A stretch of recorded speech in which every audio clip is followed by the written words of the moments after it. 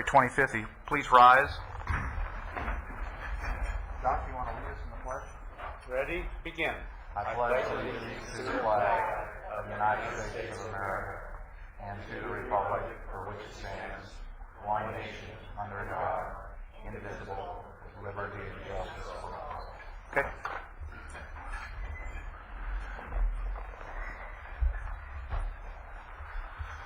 Okay, roll call, please. Chair Mulhart? Here. Director Craven? Here. Director Kelly? Here. Director Borchert? Here. Okay, and I was informed, we just called up, Director Bennett is on his way down. Sam is in the audience, there's Dave is in the audience, and I don't see any other alternates. Man, this thing is loud today. I can hear myself. It's not good. Agenda review. We do have some changes, Chair. Item 3, page 4. The third paragraph from the bottom, the last sentence says April 22nd, 2008, and that should read April the 22nd, 2009. Okay. Item 6, a couple of points of clarification in 2 places, and I'll get there in just a moment.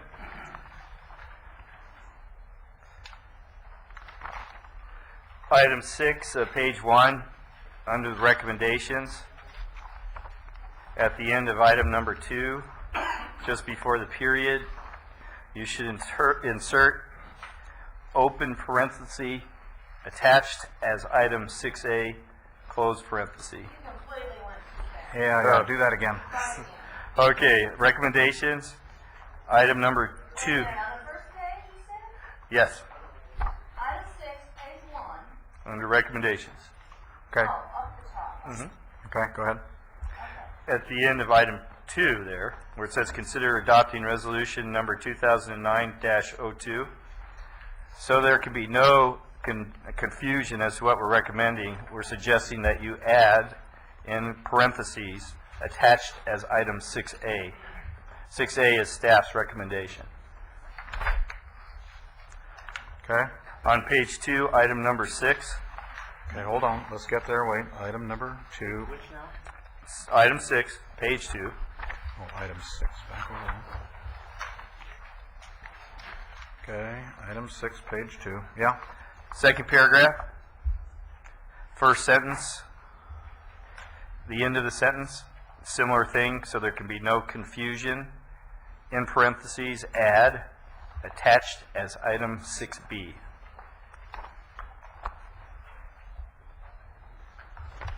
Okay.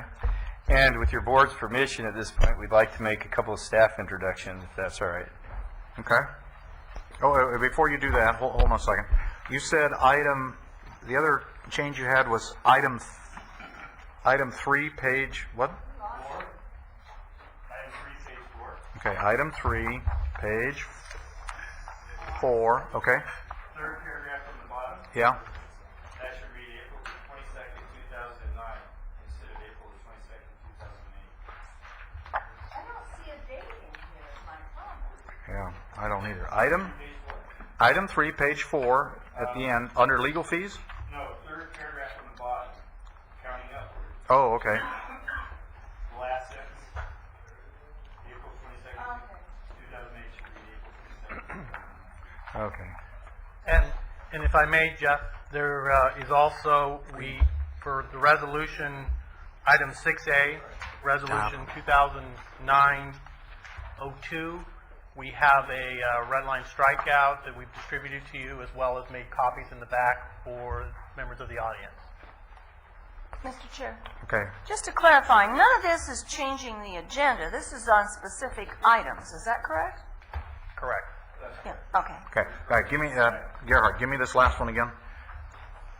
Item 6A, Yes. which Jeff referred to, the actual resolution, Yeah. we have, we'll be proposing some changes, and to facilitate that, we created a red line strikeout version of that resolution. The board members each have a copy of that, as well as copies that we made available for members of the audience. Okay. All right. Okay. All right, any other changes? That's it. Okay, we have an agenda review.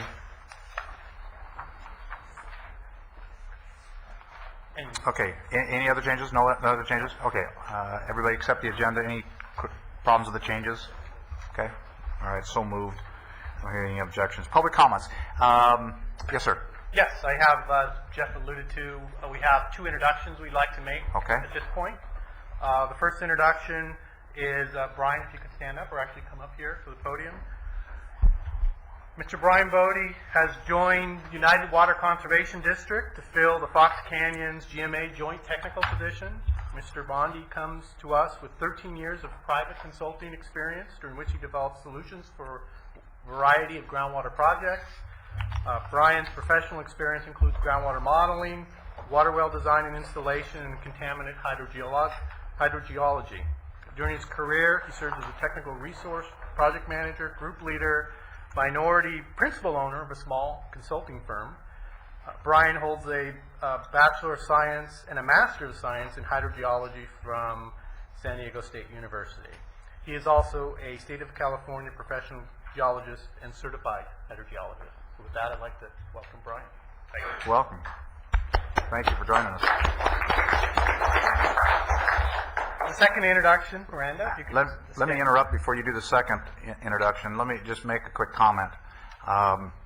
We, if you recall, put this concept in play almost a year ago, and you have entered into the equation at a very important time in our history, because the kind of work we're doing now, we've done the heavy lifting, or the easy lifting, the low-hanging fruit.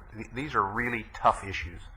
And for you to join on the United side and concentrate on the GMA side, it works for the GMA, it works for United, and with Steve Bachman's guidance and Jeff's guidance and the way we've set this up, we really believe that what you can contribute to what we do going forward is significantly important. So I'm very pleased that you're on board.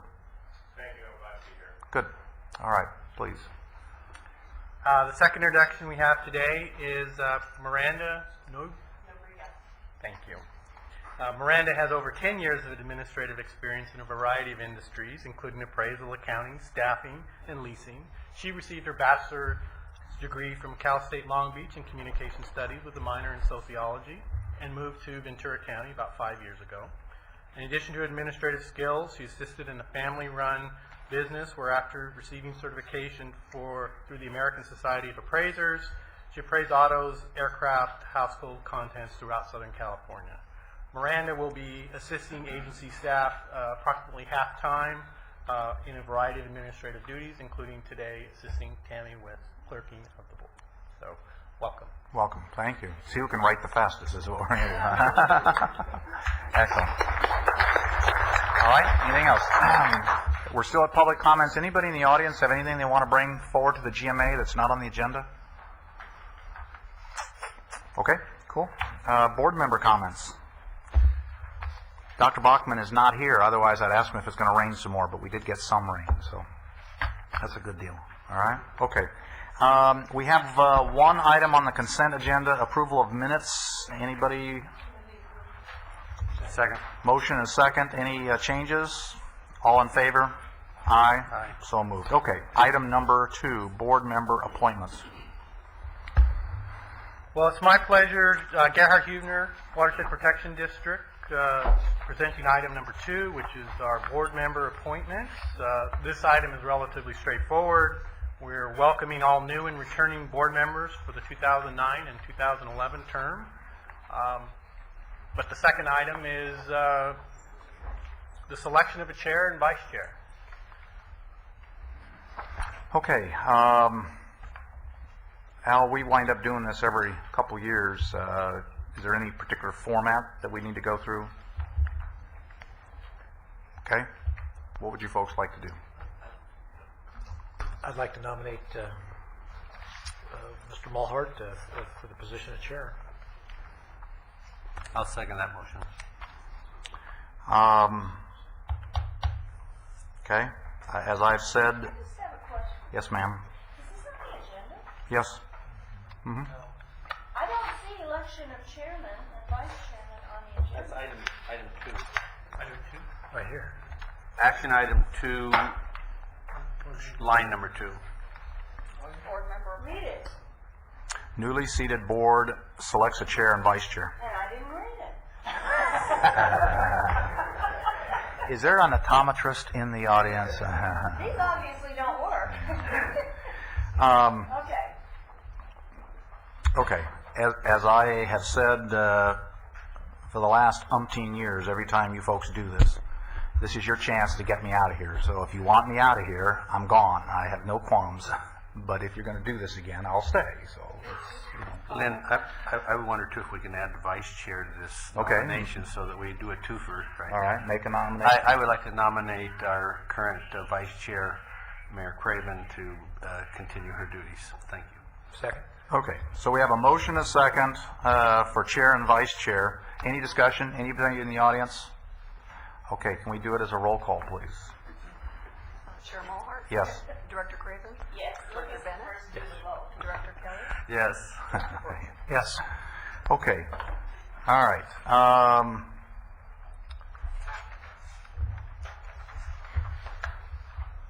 Okay, anything else on that item? No. Let's go to number 3, please. Good afternoon, Mr. Chair, and members of the GMA Board. For the record, Gerard Kapusik with Watershed Protection District staff, and I'm pleased to deliver your mid-year budget performance report for the agency. In the interest of time, I'll have a few slides, but I want to focus on 3 in particular. As if we could just advance, let's see, I guess I have to do that. Okay. Specifically, I'd like to focus on slide 1, slide 3, and slides 5 and 6, and we'll go through the others and be happy to answer any questions. The highlight slide, the essence of this is we are within striking distance of our target for operating funds through available sources, and the primary reason we're slightly below has to do with the GEMS fund reimbursement during the first half of the year, credit refund during the first half of the year, and we'll get to that in a little bit. We're significantly below on expenditures, primarily attributable to the fact that we just now had Mr. Bondi join us, and we had anticipated that recruitment to be completed, and he on board a little bit earlier. So that's the primary reason. And we have a slight revision based on mid-year performance to what we show as the projected year-end fund balance. We're now looking, based on mid-year performance, at it being about $778,000, which is about 2% or $16,000 more than what's in the adopted budget. So on balance, as a result of your fiscally prudent and fiscally sound policies and their execution, we're well on the way for the remaining half of this fiscal year. The main reason of this chart in terms of operating revenue performance is I did want to explain a little bit the issue of the extraction charges. As your board knows, roughly 40% of the annual extraction charge target is usually achieved during the first half of the fiscal year, and this is based on the 2008-01 pumping period covering January through June of 2008. But as your board is also aware, you authorized a GEMS credit fund GEMS fund credit refund during that same period as well. So as you see, we actually earned $255,630 in extraction charges during the first half of the year, which is actually some 22% higher than normally we would see in 2008-01. So from a revenue standpoint, that's a positive development. From a resource standpoint, in light of all of the things that has to be balanced, it's not that positive. However, after crediting about $160,000 of the GEMS refund, 160 of the 75, the net amount of operating revenues we received during the period was slightly below the target. So that's why overall we're 4% less than the target revenue in the mid-year period. That's not a bad thing. It's just that's how it played out. Of significant interest to your board, the single largest charge has been the PWAC charges, which is effectively the staffing charges and to some extent administrative overhead through the Central Services Department of the Public Works Agency, staff, principally watershed protection staff, working on agency budget matters agency matters during the year. And as your board may remember that the board authorized approximately a $600,000 annual target figure in the current year budget Through mid-year, we actually expended $222,000, or about 37% of the annual target figure, or some 13% less than the mid-year target of 50%. And we're slightly under that 33% at 2,022 hours of the mid-year target of 3,000 hours. And then you see the blended cost number on an hourly contract basis of what that amounts to. And it's just the items above are just historical backgrounds of what happened over the last several years. Again, the primary reason for this underperformance has to do with the fact that Mr. Bondi is only now joining us and not as early as we had anticipated when the budget was adopted. In good David Letterman fashion, we always highlight the top 5 expenditures, as you see, and you can see how they performed in relationship to target. 2 were slightly above targets, legal fees and GSA graphics, but in the scheme of things, in terms of the overall budget, it's not a significant variance accordingly. And we'd be happy to answer any questions if you had on those. And then, let's see here. So we told you that based on mid-year performance, if everything else, all the assumptions on the revenue and expense side for the rest of the year pan out, including the full utilization of the $100,000 in contingency, which is unlikely, but to be conservative, we're looking at that. We're going to be at these numbers at the year end. So you can see these as benchmark numbers, and these are slightly more than what we had projected in budget. Now, if we attain that year-end number, this is how it's broken out. Essentially, $206,000 is what's remaining in the GEMS fund. That's the $200,000 you authorized plus interest for potential litigation of enforcement issues. So that's sequestered, but it's part of the total. Approximately $240,000 is Thornhill Miller settlement funds aggregation that will represent 3 years of the 5 years. And your board, through the financial plan, has authorized us to use that towards the work plan items through the budget. And approximately $335,000 will be available for the term SYF. There means subsequent years funding. In other words, what will be in your checking account for funding future budgets. And if you recall, the 5-year plan you authorized, we're well within the targets if these are realized. So the bottom line is we're healthy, fiscally sound, and fiscally conservative. Okay. Anybody have any questions for Gerard? Anybody in the audience have any questions for Gerard? Okay. All right. So receive and file. All right. Thank you, sir. Just ask that you adopt a motion to receive and file. Okay. Motion to receive and file. All in favor? Aye. Aye. Opposed? Hearing none. All right. Thank you. Item number 4.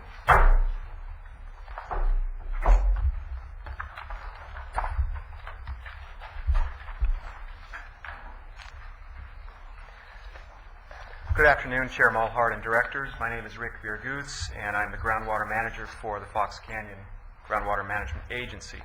I'm going to take a few minutes and present to you item 4, the mid-year program review. During the June 25th, 2008 board meeting, the board adopted the fiscal year 2008-2009 work plan.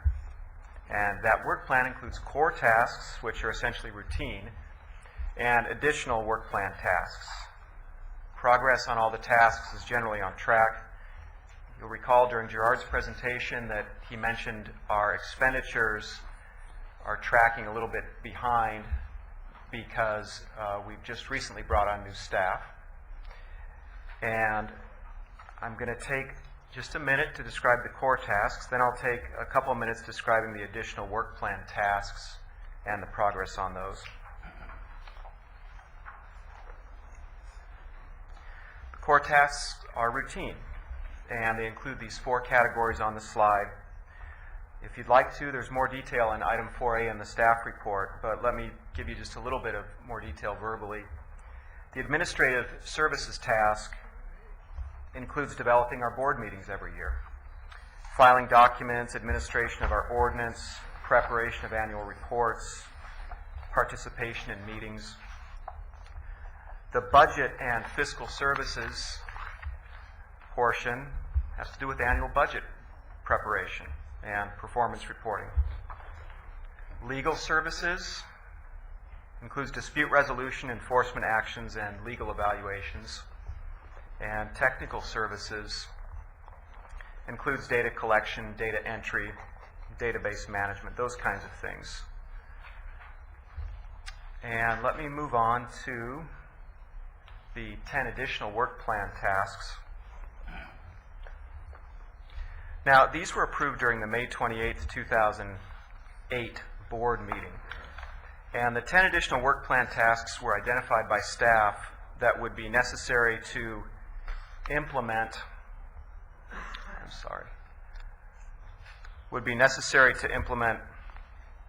major programs such as the groundwater management plan, implementation, meter inspections, meter calibration, groundwater management issues, major ordinance and resolutions, and grant administration.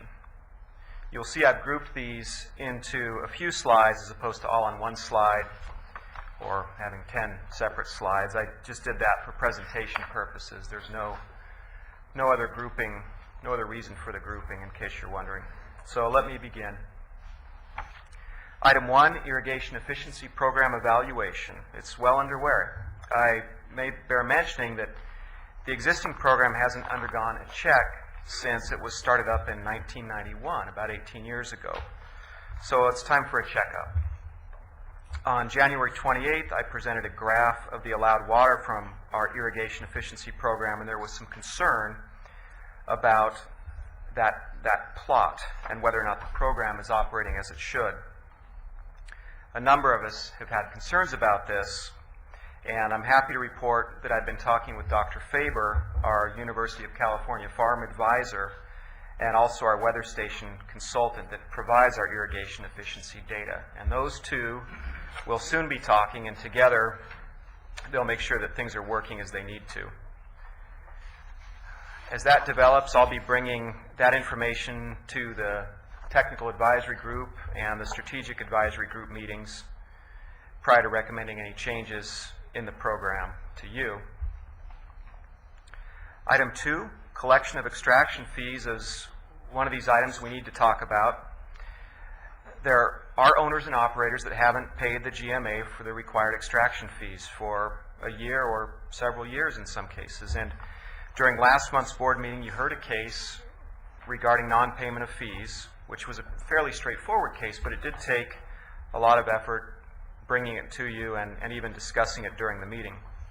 Many cases are more complex, and we didn't act on them as soon as we would have liked to, in large part since our aging accounting system wasn't very effective at alerting us to some of these problems. On the positive side, we've made a great deal of progress. First, we've mined the data in our database to determine exactly where our accounting system hasn't been working properly, and we're going to fix it. We're working to get a request for qualifications out to bid next month for an updated database and accounting system, and this will help us stay on top of these issues that have posed trouble for us in the past. We're not waiting, though, to address the non-payment cases, and I wanted to bring to your attention there's a new group of non-payments that we didn't know about back in June 2008 when the work plan was developed. We have about 120 owners and operators that owe the agency surcharge fees for extracting water over their allocations. Most of these owners and operators are agricultural operators that didn't file for irrigation efficiency. Some operators are municipal and industrial providers who have exceeded their allocations. We've carefully prepared an analysis of these owners and operators, and we went through, we looked at just the past 3 years of extractions, and the total surcharge fees are estimated at about $13 million. In March, we'll be sending letters to the top 5 in terms of dollars owed.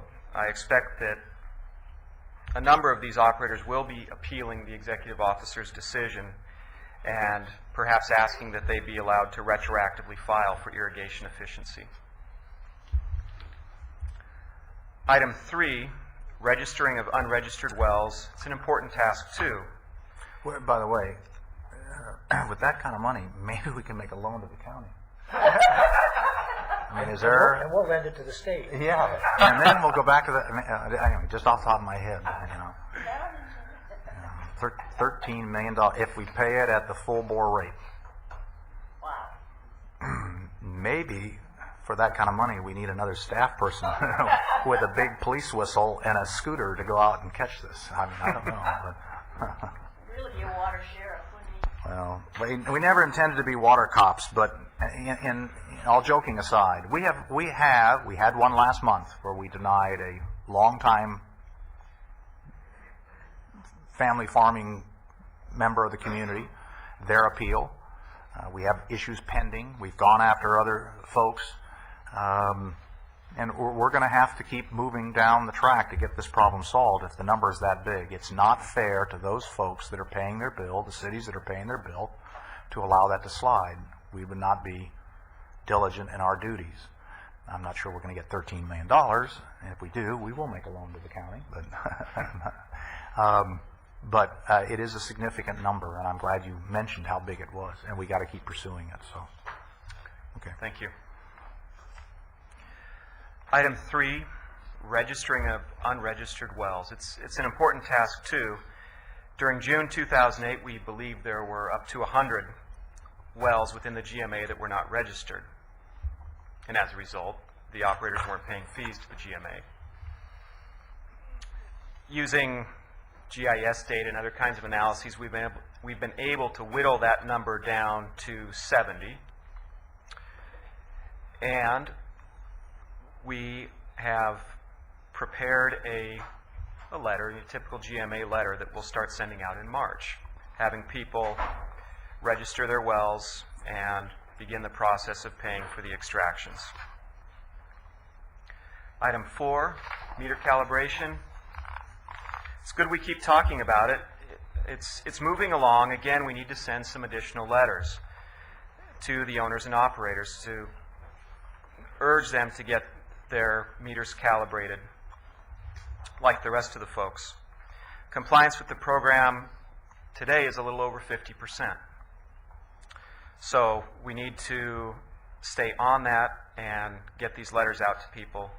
We've also talked with our counselor about exactly what to put in the letter. I can tell you that the letter will put people on notice that as a result of not getting their meters calibrated, they'll be charged the non-metered water use fee, which shifts from $4 to $8 an acre foot, and also that they may be subject to civil penalties. So that letter will go out in March, and hopefully it will really help us close the gap on this. Let me speak to this one as well. For the longest time, this agency did not calibrate meters, even though the cities and the M&I folks do it, I believe, on an annual basis. And we put off doing it for a long time. I think we were one of the first counties to actually put meters on our wells. And I remember when we first did that 20-some years ago, we decided not to calibrate them, even though the cities had to do it. And we went through a long and lengthy process. And we formed a committee. The M&I folks had pushed on it for a long time, and its time was due because the technical folks are telling us we have to have valid data to tell us what our aquifer's doing if we're going to make the kind of adjustments that we're going to do. So I'm disappointed that we only have a 50% compliance because we've been essentially at this calibration process coming up on easily a year. And I would encourage, Al, that you write as strong a letter and load it up with fines and penalties somewhere along the line if we're going to make the agency understand what's going on in the aquifer, to be fair for those folks that report, calibrate their meters, to be fair to the cities that have pushed for this ordinance a long time, and we debated it a long time before we put it in play. We've got to force this issue stronger than we are, and to whatever extent we have in our legislation that allows us to clamp down and load it up with penalties, we got to do it. I agree, and just to clarify the issue that Mr. Vergoots mentioned that I had some input in, is that under the GMA Act and the Ordinance Code, we have the ability to assess civil penalties up to $1,000 per day. But obviously, that could very quickly add up to a very substantial liability for someone who is deemed in violation of the ordinance. And so what staff is trying to do is come up with a means of quantifying or evaluating violations and establishing a fee or civil penalty schedule based on the nature of the violation. My concern is that right now you have this wide range and no guidance adopted by the board as to how staff should assess these penalties. And there's actually probably a very easy way to address that. The county RMA has a, frankly, much more sophisticated code enforcement policy in place, and if I think it would be appropriate for GMA to maybe model its enforcement after that. Okay, what is the time frame? I'm looking at the agenda. You tell me what decisions we can make, because this is a receive and file. What is it something again, up to what the board wants to do, but I'll think out loud. Should we, at the next meeting, have a discussion of adopting somebody else's enforcement policy, or if we can fine up to $1,000 a day, do we start with some escalating scale? We've got folks now, and correct me if I'm wrong, that we've sent 3 letters to over a year period, and they have still to get their meters calibrated. Am I correct on that? They're going to be getting their 3rd letter. In March, they'll be getting their 3rd letter. And then when do they get their 4th letter and their 5th letter? We've got to bring some closure to this and put some teeth to it. And I don't know if we can legally talk about it today, or if you guys want to talk about it today, or do we need to put it on an agenda and you bring back to us a draft? I don't know how you want to do this. My recommendation would be to direct staff to come back with a recommendation with regard to a proposed schedule of penalties for various violations of the ordinance. Okay, let me ask this. What is your pleasure? What do you guys want to do? I think as Al stated. Dave? Yeah, particularly coming in new here, I mean, there's a real issue. You're getting ready to take some action to protect the basin. You're going to have good data all the way around, and so I strongly support treating everybody fair. Okay. And to treat everybody fair, you've got to have this accurate information. Okay, so let's do this. And we can't act on it today, and we've asked for these midterm updates on priority tasks. We've assigned this as one of our priority tasks. Let's put some teeth to it. If you want to come up with a escalating scale, starts at $50 a day, and after 90 days goes to $150, whatever magic you want, somehow we've got to get this compliance higher than it is. Otherwise, our data is always a suspect, and we haven't accomplished what the cities and the M&I folks asked us to do. You'll see it in March. Okay. All right. Everybody okay with what we're going to do here? So if you know somebody out there that doesn't have their meter read, we need to get on with this. Okay. Or meter calibrated, we get on with it. All right. Let's deal with 5, 6, and 7. Is that the next one? Or are you just going to do the top 5? 5, 6, and 7 here have been around for a while as well. But we've been waiting for additional staff support to work on them. Okay. 5 and 6 are related. Water supply is short, and the agency doesn't want to create a scenario where water extracted from the GMA is exported out of the GMA. So we need to address these things and make sure that we don't allow additional export of water. Item 7, analysis of credits. It's another big issue. It's a big issue like irrigation efficiency is. Maybe it's a bigger issue, but it's one of these items that there are concerns with, and we need to conduct a current evaluation of the credits to fine-tune our level of understanding so we know what's important to focus on.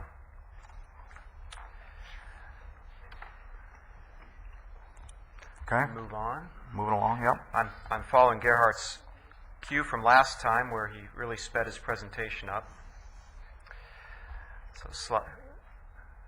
Okay. So late last year, we were notified by the state that our application for the local groundwater assistance program was approved. The state's authorized grant funds of almost $245,000, and we can't tap into the money right now. Funds are not being dispersed due to the state budget concerns. we could make a loan to ourselves if I see this right. We'll give it to the state. On condition they give it back. Well, it ain't going to happen, so either way. Item 9, the Los Posas Basin Specific Management is moving forward. You may recall during the last board meeting that the Calleguas Municipal Water District requested that the agency formally initiate basin-specific management planning. So we're working on that.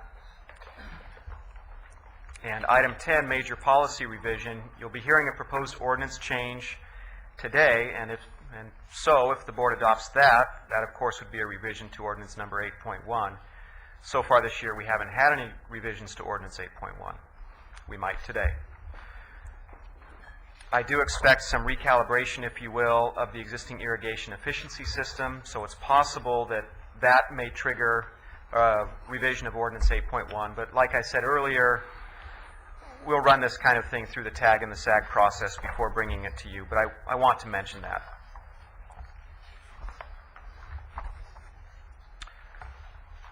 So we've underspent the budget so far due to staffing. We're doing well on the routine tasks. Progress on the 10 additional work plan tasks is generally good. The enforcement-related tasks do take a good deal of time, and other tasks are just picking up now as we have additional staff. And that's all I have for you today. If you have any questions, I'd be pleased to answer them. Anybody in the audience have any questions? Mr. Chairman, if I could just Yes. just a follow-on in terms of the grant issue. Recently, we've received information that the freeze is off, but it is unclear as to the cash flow when we will be able to tap it. But the best intelligence we have is within the next 60 days we'll be able to answer that question. Okay. All right. Cool. Anybody else? Any member questions? Yeah, Dave. Are the grant funds limited to specific uses? Those that are outlined in our proposal to the state, which would be related to the automated meter reading and also providing updated information to the Ventura Regional Groundwater Flow Model.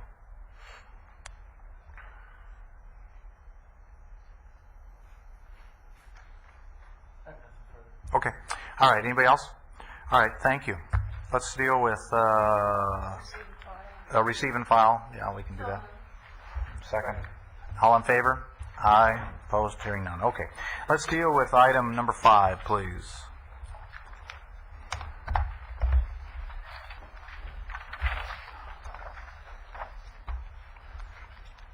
Good afternoon, Chair Mulhart, board members, members of the audience. Gerhard Hubner again, Watershed Protection District. Also, we may be calling upon David Panaro and Rick Ragoots to assist me if there's questions with this presentation as well as the following item. It's my pleasure to introduce this item. This is item number 5, consideration of an emergency ordinance for the Las Posas groundwater basin. As you recall, at your January 28, 2009 board meeting, Calleguas Municipal Water District requested that the board consider an immediate moratorium on well drilling as part of its efforts to implement basin-specific groundwater management for the West, East, and South Las Posas groundwater basins. In its request, Calleguas believed or stated that adopting an emergency ordinance is necessary because of the phased elimination of interruptible imported water service to agriculture, the potential decrease in imported water deliveries from the State Water Project, activation of Calleguas' aquifer storage and recovery facility to pump stored water, that's water that they have been putting in for a number of years, and continue expansion of more intensive agricultural crops, as presented by GMA staff at the January meeting. Before you move from that slide, I want a minute to digest that first bullet. Phased elimination of interruptible imported water service to agriculture. Can you give me some other language that would tell me what phased elimination of interruptible imported water service to agriculture means? Henry. If it Did Gerard write that line? Let me ask you a question. Gerard, did you write that line? No, don't blame me for this one, probably. Hey, I think I'm getting somewhere. I understand that. You veterans have it down here. Henry, I speak think to us. Gerard's already introduced me. I'm Henry Cromlick with Calleguas Municipal Water District. Chair Mulhart, and directors. The Metropolitan Water District, back in the heyday when there was a surplus of State Water Project water, had a program in which, on a interruptible basis, they provided surplus water to ag at a discount. Agricultural connections that received this water did not pay capital fees to Metropolitan or their water districts to receive this. As the State Water Project water has become more and more restrictive as we try to balance environmental issues in the Bay Delta, that surplus water is no longer available, and Metropolitan has stopped it. Thank you. Okay, thanks. Thank you, Henry.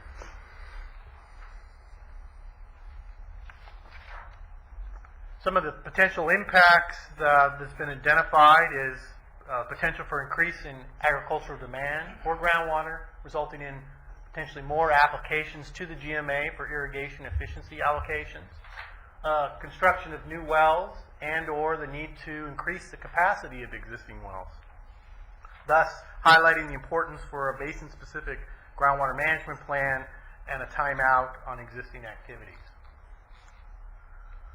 I included this slide to show you the areas that we're talking about, and I don't know if I'll ever get this thing right, but if you look up in the far corner of the slide, the West Las Posas, East Las Posas, and the South Las Posas basins, that's the area that the emergency ordinance would apply to. Moving to the ordinance, which is item 5A in your packet. You had Pleasant Valley up there also. It would not apply to Pleasant Valley? That's correct. Okay, just the 3 Las Posas. Okay. Yes. So straight out of the ordinance, this is the purpose, to prevent a worsening of groundwater overdraft in the aquifer systems within the basins, to facilitate the development of the basin-specific management plan for the basins, and bring groundwater extractions within the basins into balance with recharge. And it's stated that this ordinance is one means of which this goal will be met. Review by agency council concludes, and hope it's okay, Al, if I do the summary. But we've come to the conclusion, or agency council has concluded, that a moratorium and new well drilling is legal. An emergency ordinance is an appropriate mechanism to implement a moratorium. That the GMA, as you recall, several of you board members, 3 times in the past, twice in 1990 and once in 1999, adopted emergency ordinances, thus the designation A, B, and C, with the express purpose of halting well drilling. And each emergency ordinance was adopted for terms of 6 months and are similar in construct and substance as the one that's proposed today. If adopted, the proposed emergency ordinance would prohibit the issuance of any new well pursuant to Section 4.2.1 of Ordinance 8.1.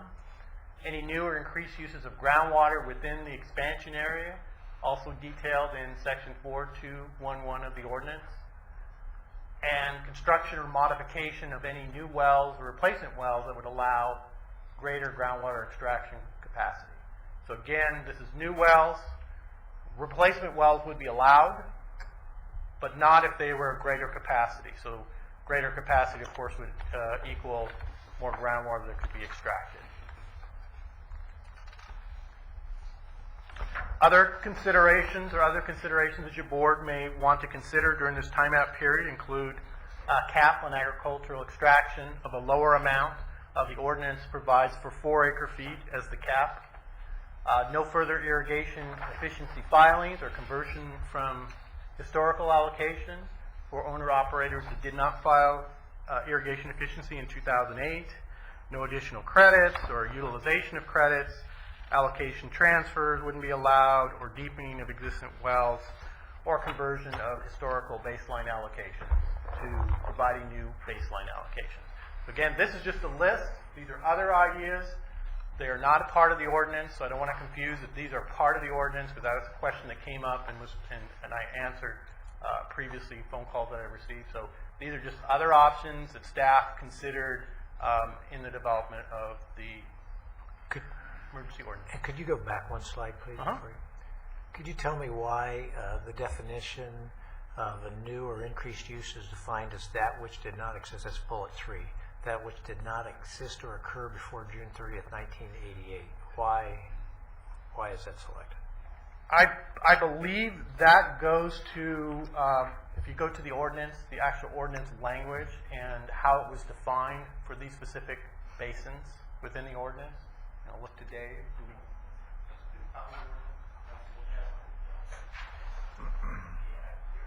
Correction, that makes sense to you? I believe, they'll look at it, but I believe, if I recall, it deals with the fact that when we created ordinance, the predecessor to Ordinance 8 was Ordinance 5, when we set in motion historical usage and the efficiency process, we captured the water usage from the time frame, I believe, 1984 through 1988.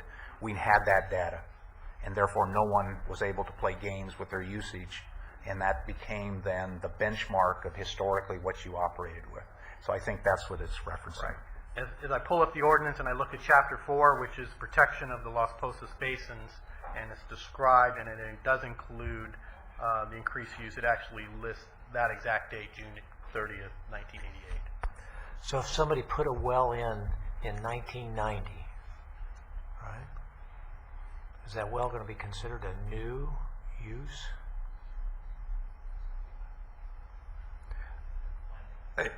A well put in 1990, if it's not a replacement well and had no prior usage and it has no historical allocation. The only wells that had historical allocation are those wells prior to 1988. So any well that was put in after 1988, unless it replaced a well that was put in prior to 1988, is considered a new well, has no historical, and the only way they can report their water usage is on a baseline or efficiency. And I think what it's dealing with is the legalities of that point in time, so that we don't have people going backwards. And what Dave indicated to me, it was mainly focused in on the plantings, essentially, whether you had plantings at that point in time. Yeah. I don't recall all of it without actually looking at the ordinance, but I think that's what it's referencing. Okay. Yes? Is that person be allowed to operate that 1990 well during this moratorium or not? It doesn't indicate it would. And if I just try to clarify that, someone who received approval in 1990 for a new or increased use would not be subject to this moratorium. They would have been considered a new or increased use as of that time and would have been subject to the heightened requirements under the then existing ordinance for issuance of a well permit. But they are, as of today, an approved use and would not be subject to this moratorium unless they then try to increase that. I assume that's what you intended. I just want to make sure that's what. Okay, go ahead. Anything else? Okay. Oh, so to continue? Yeah. Okay. Okay, we did this one. The proposed duration of this emergency ordinance D is from the date of board adoption until January 1st, 2010, approximately 10 months.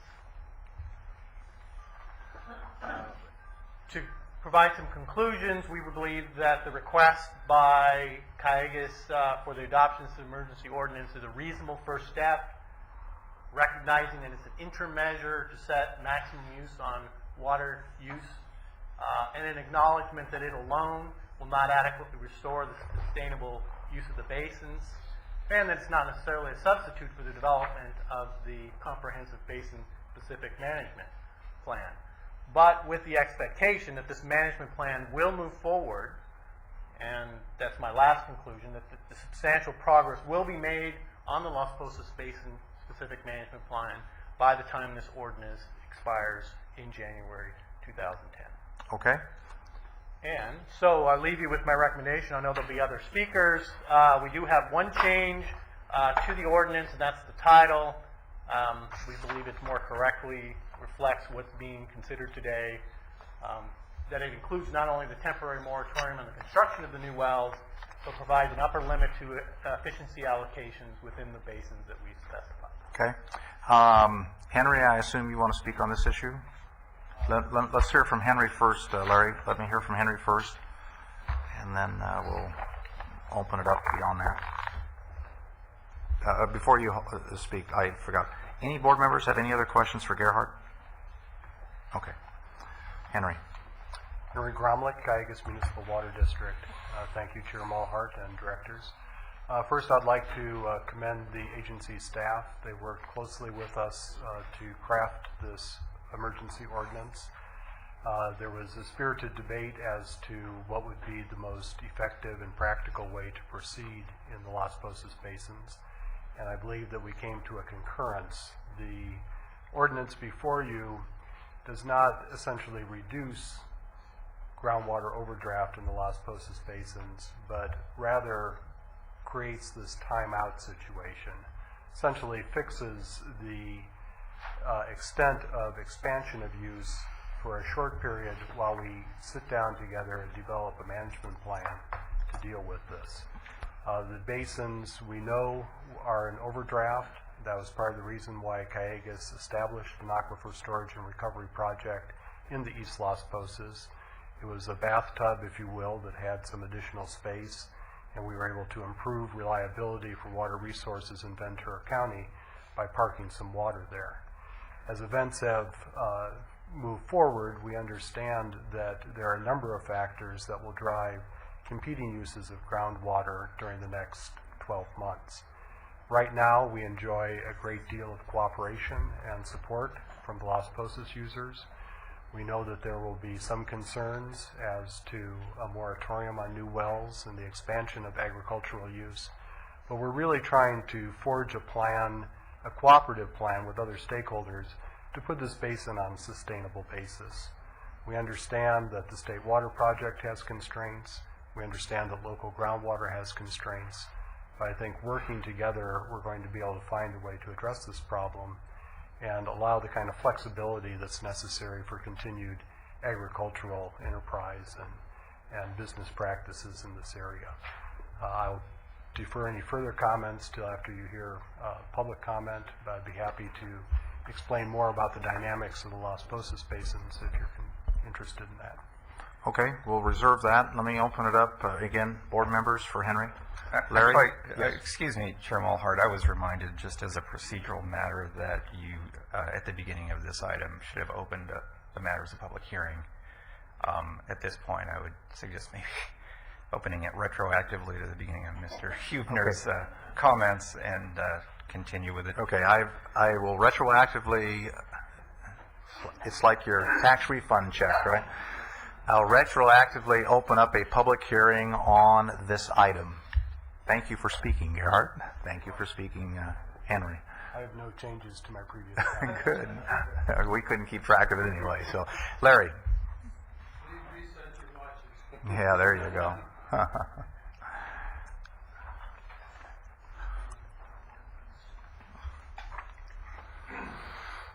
I have some real serious concerns. Larry, for the record, you got to give us your name. Oh, I'm sorry.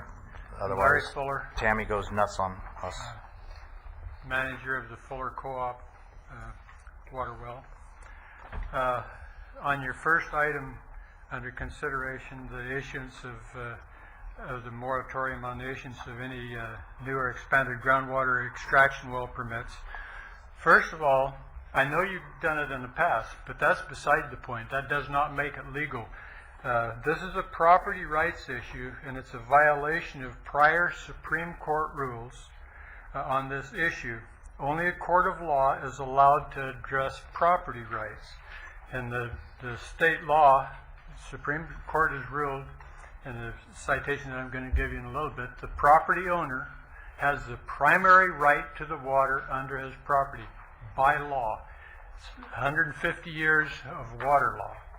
Second item, the cap on the 4 acre-feet per year on existing extractions in the Las Posas Basin. This is a management issue.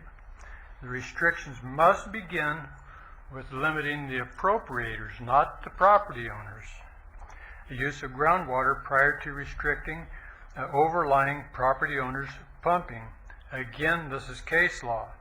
And reference is California Supreme Court case S071728, City of Barstow versus Mojave Water Agency and the Jess Ranch Company in Cardoza. Downey Brand, California Water and Law Policy Reporter, reported on this whole thing in October of 2000. It's my understanding when they challenged this, the defendants won all their court costs and all their attorney money. Okay, I've already said that first priority on pumping is to the overlying property owner. The other question I have is who in the GMA is monitoring and keeping track of what's going on, water quality, extractions, and everything that Cayugas is doing to that Fox Canyon area that's up next to us. The other thing that I'm concerned about, especially the way, if you've noticed, they've incorporated all of the Las Posas Basin, east, west, south, whatever you want to call it. And last month, I thought this board clearly dictated your desire to start managing on an individual basis instead of one shoe fits all. Because nobody, to my knowledge, has even come around and checked what our pumping level is. How much has it changed in the last 20 years? That's enough. Okay, thanks, Larry. Since he raised an issue, Al, you want to address this legality issue? Yeah, just a very brief response. The moratorium does not implicate property rights. It's a water use issue, and this board, under the GMA Act, again, is statutorily authorized to take those actions that it deems necessary to protect the aquifer, including the adoption of a moratorium on the construction of any new wells, and that's what this emergency ordinance seeks to do. Okay, and the second item, the cap? He had two items there? It's basically the same issue, that this board has the authority to impose reasonable measures for the protection of the aquifer. Okay, all right. Who? Not the same issue. Okay. The issue in item 2 is priority of extractions, and that's covered in. Have you ever, this case that I stated, have you read it? I didn't think you had. I rest my. Okay. All right. Anybody else in the audience want to speak to this issue? Yes, sir.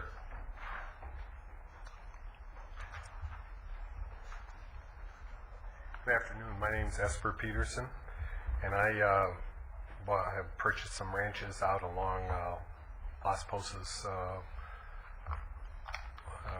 in the Las Posas Valley, and I have a well permit that I applied for some 30, 45 days ago. I originally purchased the ranch next to my ranch on Los Angeles Avenue, which was the old Varden Ranch or Nichols Ranch, and the county has over the past 5 years agreed to subdivide the upper portion of this ranch, and I'm a firm believer in, I came from Chicago and I'd like to be a farmer, and the easiest way to do that, to stop the growth of housing, is just buy the land, put your money where your mouth is, which instead of rezoning everything into extinction, just buy it and farm it, and that's what I did. And I purchased the 400 acres next to me. Part of it's in the Zone Mutual Water Company, and part of it's not. I went to Zone Mutual about 6 or 8 months ago and requested additional stock. There's about 120 acres of the land that I can plant that is not planted now, and Zone took a long time and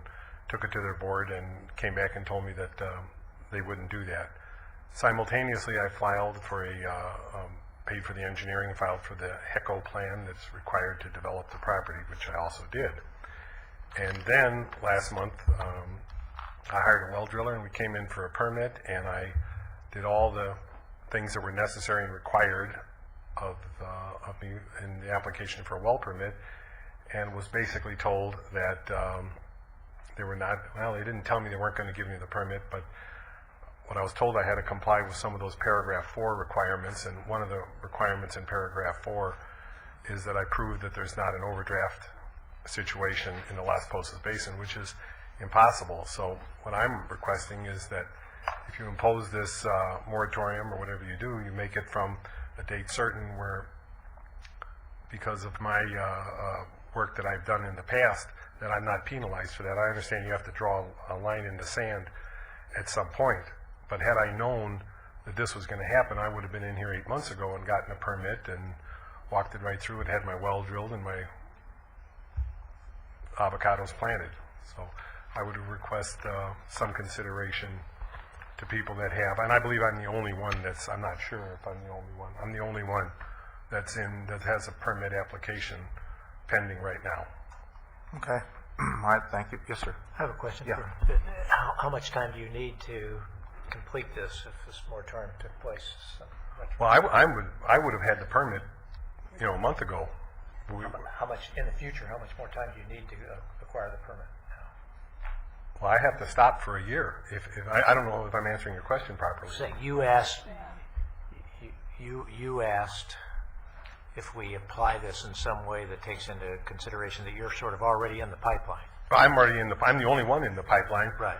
Let me go through the pipeline, let me drill my well, and treat me like you've been treating everybody to this. My question is, do you know how long it's going to take you to get all the way through the pipeline? When is staff proposing to issue a permit? Jeff? I don't know the answer to the question, but we have had this discussion, we call it grandfathering, internally, and our recommendation to you would be that we do grandfather, we treat everybody up until the time you adopt the ordinance as we've treated them in the past. And that's as far as the discussion's gotten. It's my understanding that an application came in, or two applications came in, one was deemed incomplete and hasn't been returned, and this may be Mr. Peterson's application. No, mine hasn't been returned. Well, I don't know that mine's been returned. Deemed incomplete returned to you, but I'm not sure it's been returned to us. That's the information I got today. Was it returned? Oh, that's the incompletion determination? Yeah, Okay. I mean, they're asking me to do things that nobody else in the past has asked you, that the GMA has asked anybody in the past to do. Now they're asking me to do these things because the heat is on. So Okay. All right. Let me ask us: how many, if we do some kind of grandfathering, how many applications are in the mill right now? It's my understanding as of today, there are two. This one? This one and another gentleman sitting in the back who may be speaking later. Tom Statement's what I was told.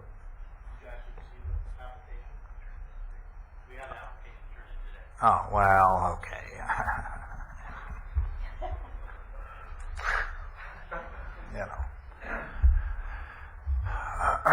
Okay. You've had, and this gentleman's application was turned in months ago. It's been in the pipeline for a long 30 days and the like, and you've done all the other reviews prior to that with the county and everybody else. it took me that long to get a no from zone, and as I moved down the line with the echo, the zone, everything. So then we got one that just submitted today, just prior to the meeting. Yeah, I understand that. Okay. But I'm saying that was not my intention. So, somebody please lock the doors now before we get too further down. Okay, all right. Anybody else have any questions or anything else you want to talk about? Mr. Bennett, did I answer the question? I didn't. I think to the best of your ability, you did. Right? I just want to drill my well and get my allocation Sure. and plant I my was trying to avocados. ask how long is it going to take before staff will issue the permit, and I don't think anybody can really answer that question at this point in time. Is that right? Yeah. But if you grandfather it because of some prior application period, then it just goes on its merry way. So. That's right, and we'll discuss the issue of whether or not we're being fair or treating anybody differently, which we haven't done that yet. Okay, all right. All right, thank you. Anybody else? Dave?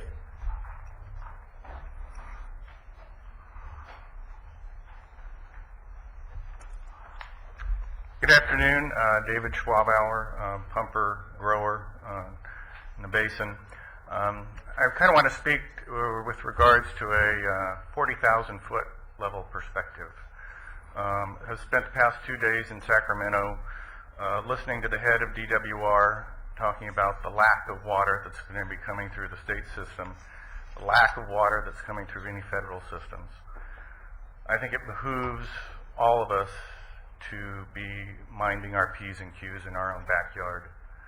I want to thank Callegas and their staff I want to thank the staff of the GMA for trying to look at this issue.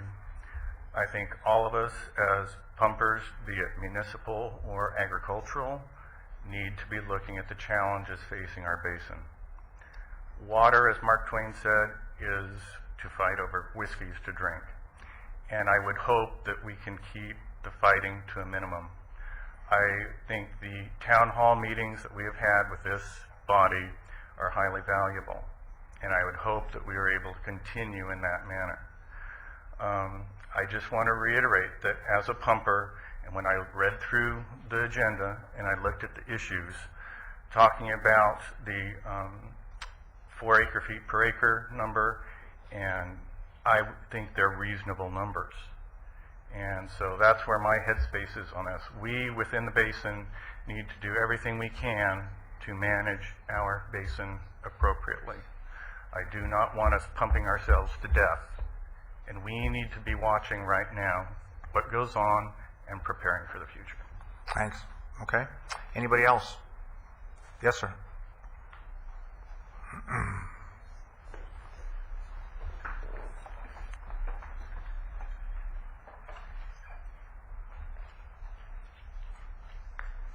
Mr. Chairman, my name is Don Sherhart. I own 120 acres, avocados and lemons. I have just a few brief remarks. I agree that we need a cooperative effort and we should all cooperate. I do have a serious question about an invasion of property rights. I'm not real certain that we're being invaded by anyone, but many of us have deeded water rights, and my understanding is the same as Mr. Fuller's, that they are virtually inviolate. They are property rights and should be respected. I don't think that your board would do anything illegal. However, a respect for our property rights and a non-punitive approach to the use of our own water should be adopted at all levels. The gentleman that was here that mentioned he'd put in for a permit in the past and got caught in this thing, I believe he's a victim of that, and I'd like to see that permit granted to him if that's at all possible. The only other addition is, as Mr. Schwalbar said, 4 acre-feet per acre would take care of those of us who attempt to raise avocados here. And the idea that we could do it with 2 acre-feet per acre, maybe we could if we had a good rainy year, but most of us can't. And so I'd like to just forget that 2 acre-foot per foot. I'd like to stick with the 4 feet per acre foot. Thank you. Okay. Thank you. I saw another hand go up. Yes, sir.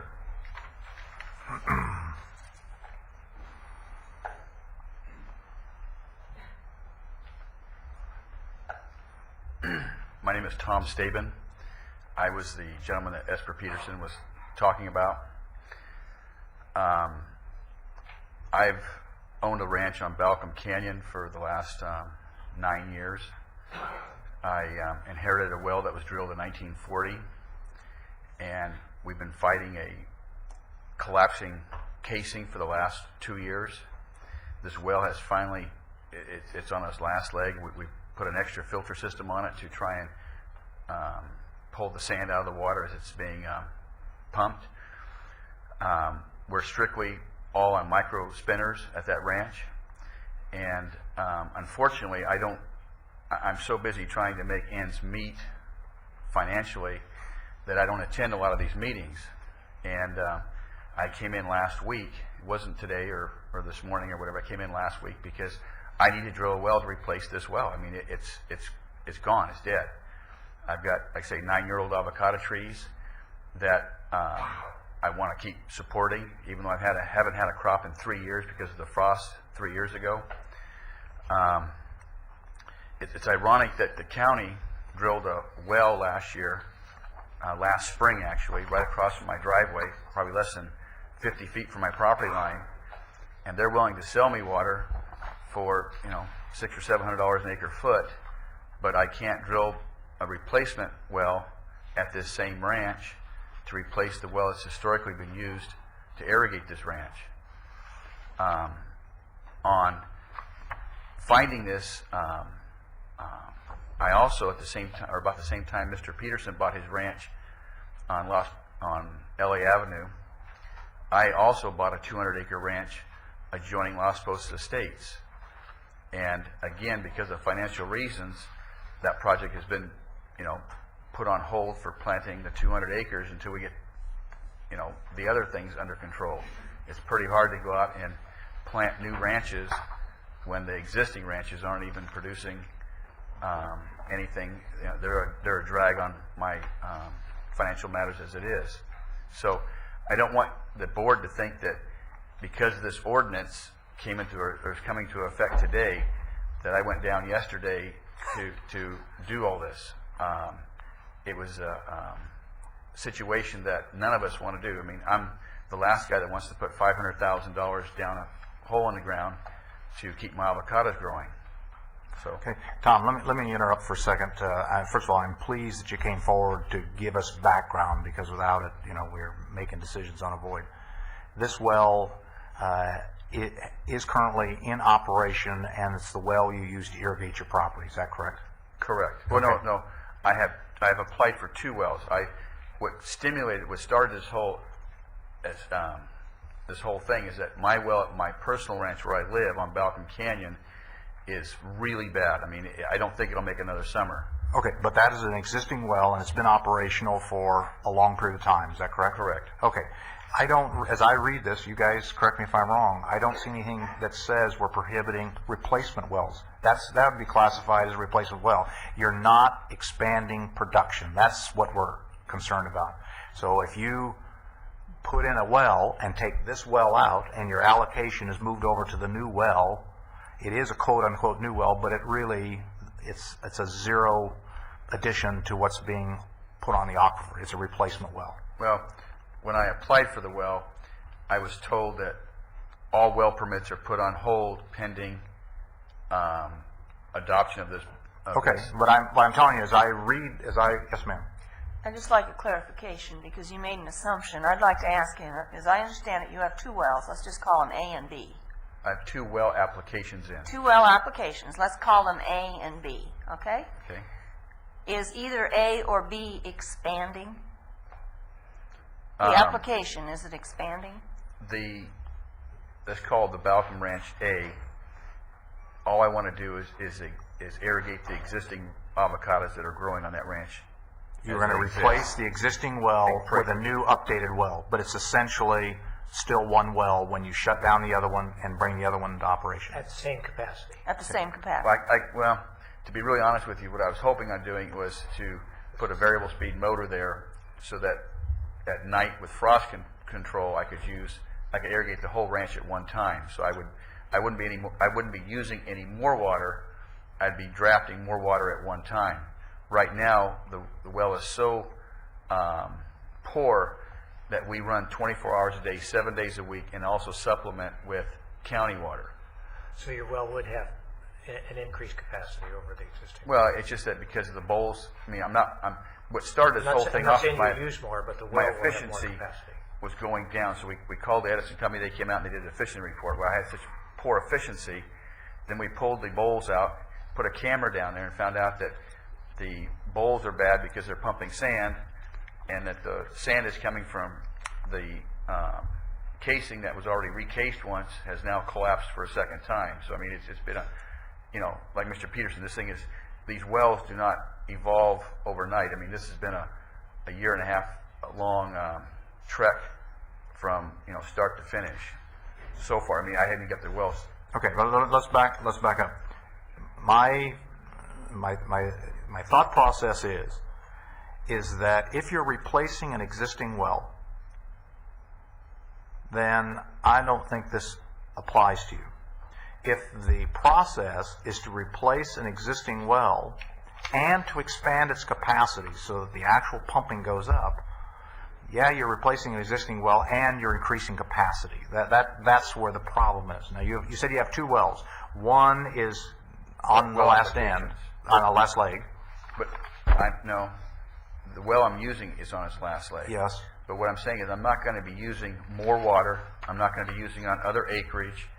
It's the same, I mean, again, with an avocado, again, nobody wants to overwater an avocado. I mean, when you overwater an avocado... So you're going to take your sets and decrease the time you run your set rather than running over a long period of time? Absolutely. Okay. So, yes, the capacity of the well goes up, but at the end of the day, the amount of water we're taking out of the aquifer is a constant. Yes. And I think I can improve the efficiency of everything by watering at night, by watering, once a week or twice a week for 2 hours versus, Okay. But at the end of the total, at the end of the year, X acre feet came off that well, and it came out in 1 hour as compared to over 24 hours. It's still X acre feet, and that's going to be a constant. Absolutely. I think that with the... All right. Now, you said you had 2 wells. That's the first 2 well applications. Why the 2 well applications? Well, like I said, is that we bought a property almost adjacent to Mr. Peterson on the hillside above Center School Road. I think it's Center School Road. And again, that project's been put on hold for the last 3 years because of the avocados that we got burned in, I think 2005. And like I say, we've been feeding our ranches literally. I have not picked it. I mean, I think we got, like 12,000 pounds last year on over 200 acres of avocados. And so that's not a really big production. So we've put everything on hold for the last couple of years. And, now that we want to, hopefully this year will bring... But the second application is for a new well, well. Not a replacement well. Absolutely. And that application was turned in today, or you say last week? The one from my personal ranch was turned in last Friday. I just happened to, I just came in for a well permit. And then when I came in for a well permit, all this stuff surfaced. Because again, I don't attend these meetings. I don't read the newspaper a whole lot. So I didn't know any of this stuff was in effect. So again, I just wanted to make because a lot of times attitude is a big issue with people. And this was just a necessity thing that I came in to get this permit. And all of a sudden, it's like, no, you can't have it because we're adopting an ordinance. Okay. So if I summarize, Tom, it, there's 2 wells. One is a clear replacement, and because you can put in a bigger, better well, you can run the sets at a shorter period of time, but at the end, the water usage is a constant. The second one is a new well for acreage that's been on hold because of the avocado market. I understand that. That you actually came in, started this process, not today, but it's been in the mill, and by a fluke, you happened to walk in at the last minute when this was being proposed, and what you would like to be, if we consider you and Mr. Peterson in the same category, is be grandfathered for these wells. That's essentially what you're asking. Yes. Okay. All right. Anybody else have any other questions? Yeah. Do you have an application in for both wells, or yes, I do. One? Okay. Currently, there's an application in. Currently, both applications are in. Okay. All righty. Well, let's see what else people have to say. Unless you members, Dave or anybody, Mike, anybody. Okay. Thanks, Tom. Thank you. Ready.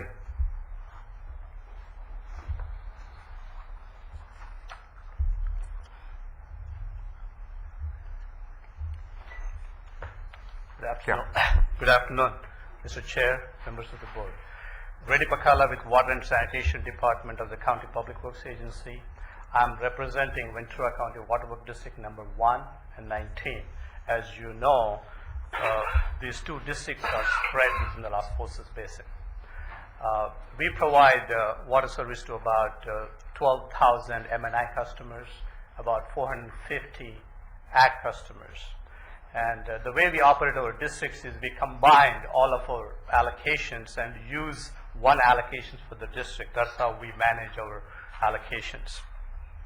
When I read the ordinance on page 3 of 3, Article 3A, it does talk about prohibiting, allowing the initiation of any new or increased use of groundwater. At this time, Ventura County Water Work District number 19 has constructed a new well just along Balcom Canyon Road. And we have not installed well equipment, and we're also in the process of installing iron manganese wellhead treatment because of the iron manganese issues. I just want to point out to you, the way I'm reading this, I think we will not be prohibited by initiating our operation of the new well, but I just want to bring it to your attention that we will be operating our wells within our allocations, It so happens that we will be initiating the operation after this ordinance goes into effect. Okay. Okay. If you have any questions, I'll be glad to answer. No, I think I understand that. Okay. Okay. Thank you. All right. Anybody else? Yes, sir. Craig, we don't get to see you very often here. It's good to see you. Huh? Thankfully. Mr. Chairman and members of the board, my name is Craig Underwood, Zone Mutual Water Company, and I'm also a member of the Groundwater Las Posas Basin Users Group. When the group was formed, then you told us that we should try and work together to work out our problems so that when something in that area came up, we could come in and things would pretty well be sorted out. So that's what we've attempted to do over time, and we've worked very well together. Callegas has been a good partner out there. Their program out there, banking the water, has actually helped us as individual farmers because it's raised the groundwater level. In return, they want to protect that investment that they've got out there. So their concern is that as there's increasing use of that aquifer, that it's going to endanger their bank of water, and they want to put more water in there without risking what they've got and what they're going to be putting in. And as individual farmers, as users in the Las Posas Valley, we all want to protect that groundwater. We don't want to be in here asking you to let us pump every last gallon out of that aquifer. We don't want to be in the position that the fishermen are, where they've been asking for years and years to let us keep fishing until every last fish is gone. So Henry and Don came to Zone Water and talked about what they were proposing with this moratorium, and we've talked about it in our Basin Users Group, and we think this is a reasonable proposal. It's not long-term, it's 10 months, and in the interim, hopefully we can work out some of the details which have raised a lot of concerns about putting a cap even with efficiency. There's certainly some legal discussions, what the cap should be, how it will apply, whether there can be trades. A lot of issues need to be discussed, but we don't think that a 10-month moratorium is going to be harmful, and that, we all need to be thinking about protecting the basin. Okay. All right. Very good. Thanks.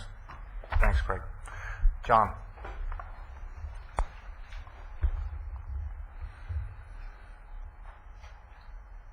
Good afternoon. John Matthews, Pleasant Valley County Water District. I'm going to break one of my own rules and put my nose in where it usually doesn't belong.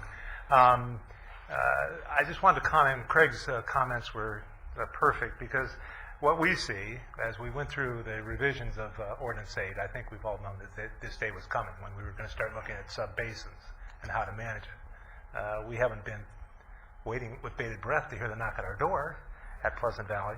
But I think it's important for us, as we've looked at this from afar, to note the way that Callegas has handled this, which even though Callegas, in my mind, as I viewed it, has acted basically as a person not to mediate but overlook this, they've allowed it to work from the ground up. And I think what David Schwabauer and Craig said are consistent with the way, when we get that knock at our door and people want to start talking about the PV basin, is that we allow the agricultural interests in our basin to give input to the GMA staff so that we can come up with a product, an ordinance, or a management plan that makes sense to us and keeps us in ag. So I just want to commend everybody. I haven't followed this ordinance very carefully, but I do remember the years-long discussions we had on coming up with the ordinance that allows for this type of management. So congratulations to everybody. I think if the bulk of the farmers out there are happy, yeah, that's a good thing. Thanks, John. Okay. Anybody? Yes, sir.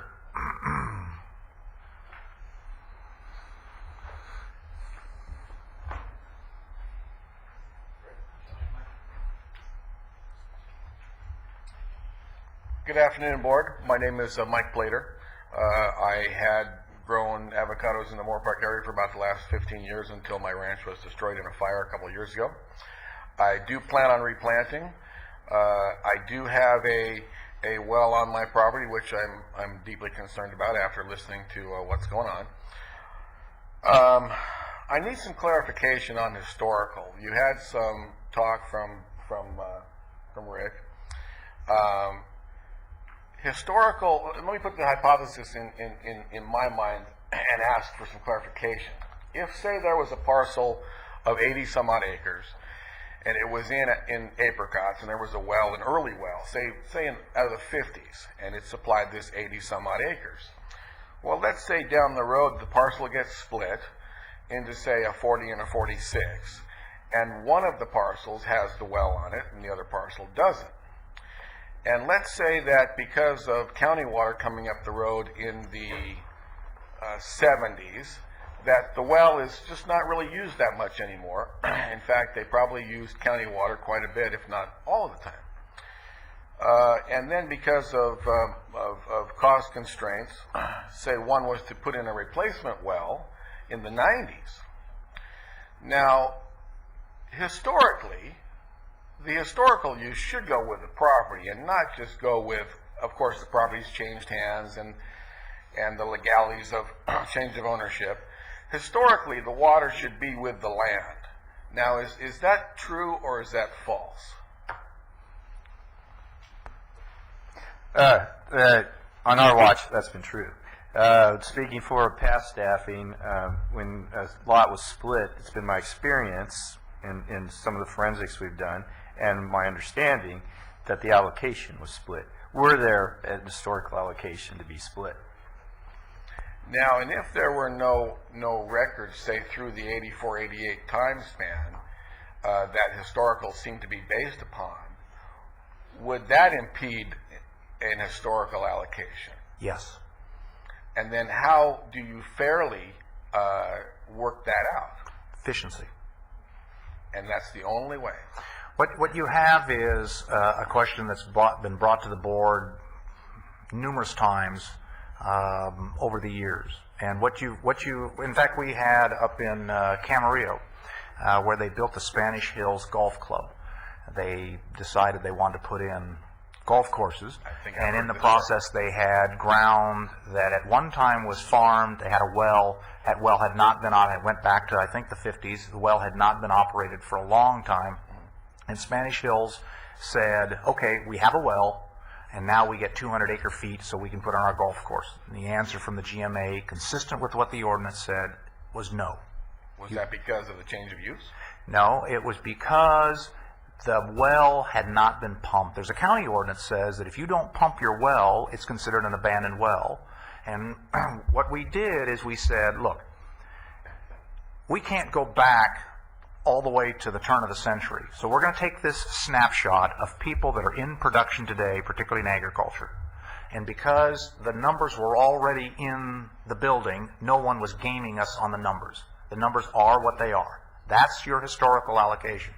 Well, what about folks that stopped growing for a period of time, or had ground that was fallow, or for whatever reason did not fall into that window? You would be the example of that. How do they farm? How does a farmer who has a historical allocation built on growing one crop of X transition his ground into some new crop which grows X, Y, and Z, and therefore requires different numbers than what that historical allocation should have been? How do we get from historical to sustained agriculture? And the answer is efficiency. As long as you farm, and the farming community had that right, the M&I folks do not have that right, and that was a major contention. So in the case of your parcel, if does that well that has not been operated for a long period of time, does it have an allocation, historical allocation associated with it? The answer is no. No, because I brought it to the board. It was one of the unknown wells, and so Okay. I registered it. Okay, so it does not have historical allocation. Can you farm on that ground and farm a full crop of whatever you want to crop? Avocado. The answer is yes. How do you do that? You do it efficiently. If you do it efficiently, you'll have the water that you need. If you don't do it efficiently, you'd be just like the individual that didn't farm within his historical allocation. And it's the efficiency process that allows you to go forward, and therefore you're not harmed, you're not inconvenienced. You're going to use the amount of water you need for your property consistent with good ag policy, and as long as you're doing it efficiently, you'll be able to farm. Well, with all due respect, Chairman, I think the problem that I have is that the efficiency equation is flawed. It's vague. It's ambiguous. In the sands of Moore Park up on the hill, I will be hard pressed to get away with 4 acre-feet growing avocados. Okay, let me address that. Because the other gentleman addressed that as well. We are sucking the aquifer dry. It's that simple. There is a bank account, and we're taking out more money out of the bank account than we're putting in. We are going broke as a government. We're going broke in the world of water. So if you can't, let me back up. So as the gentleman said, he can live with 4 acre-feet, but he can't live with 2. It may be that we can't live with 4 acre-feet in the aquifer. I don't know. And that's what the moratorium is designed to do. And I support the moratorium process to give us a chance to review what the aquifer is doing, because you're going to sit down and try to make a huge capital investment to determine whether or not you want to grow avocados. And you're assuming that you're going to always have 4 acre-feet, and you're telling me you can't do it on 4 acre-feet, and I'm telling you right now, I said I'll be hard pressed, depending upon the weather. Okay, and what I'm passing on to you is don't assume that 4 acre-feet is going to be the answer. I don't know. I do know that, and we've looked at these numbers in a variety of ways. We've looked at a total ag use, number of acres, divided by the amount of water that's pumped, what it takes to bring the aquifer into safe balance. On a macro, we've looked at it on a micro, and the numbers that we're currently pumping today don't work. And the problem that we have, sir, is that this agency was put in place because, as I've said before, there's a 10,000-pound gorilla at that door, and that's the state of California. And the state of California said, you will bring this aquifer into balance, or we will adjudicate you, and you will not like what we're going to do to you, because you're going to pay. So the problem that we have is that we have a aquifer that is overdrafted.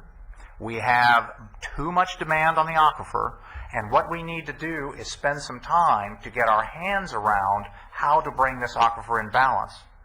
In your particular case of farming, as long as you can farm efficiently, make the adjustments, the micro sprinklers, all the other things you have to do, make the adjustments for the microclimate. As you saw in one of the tasks that we're looking at, is to look at the efficiency process itself and see if we can fine-tune those numbers so that the efficiency process, in fact, works.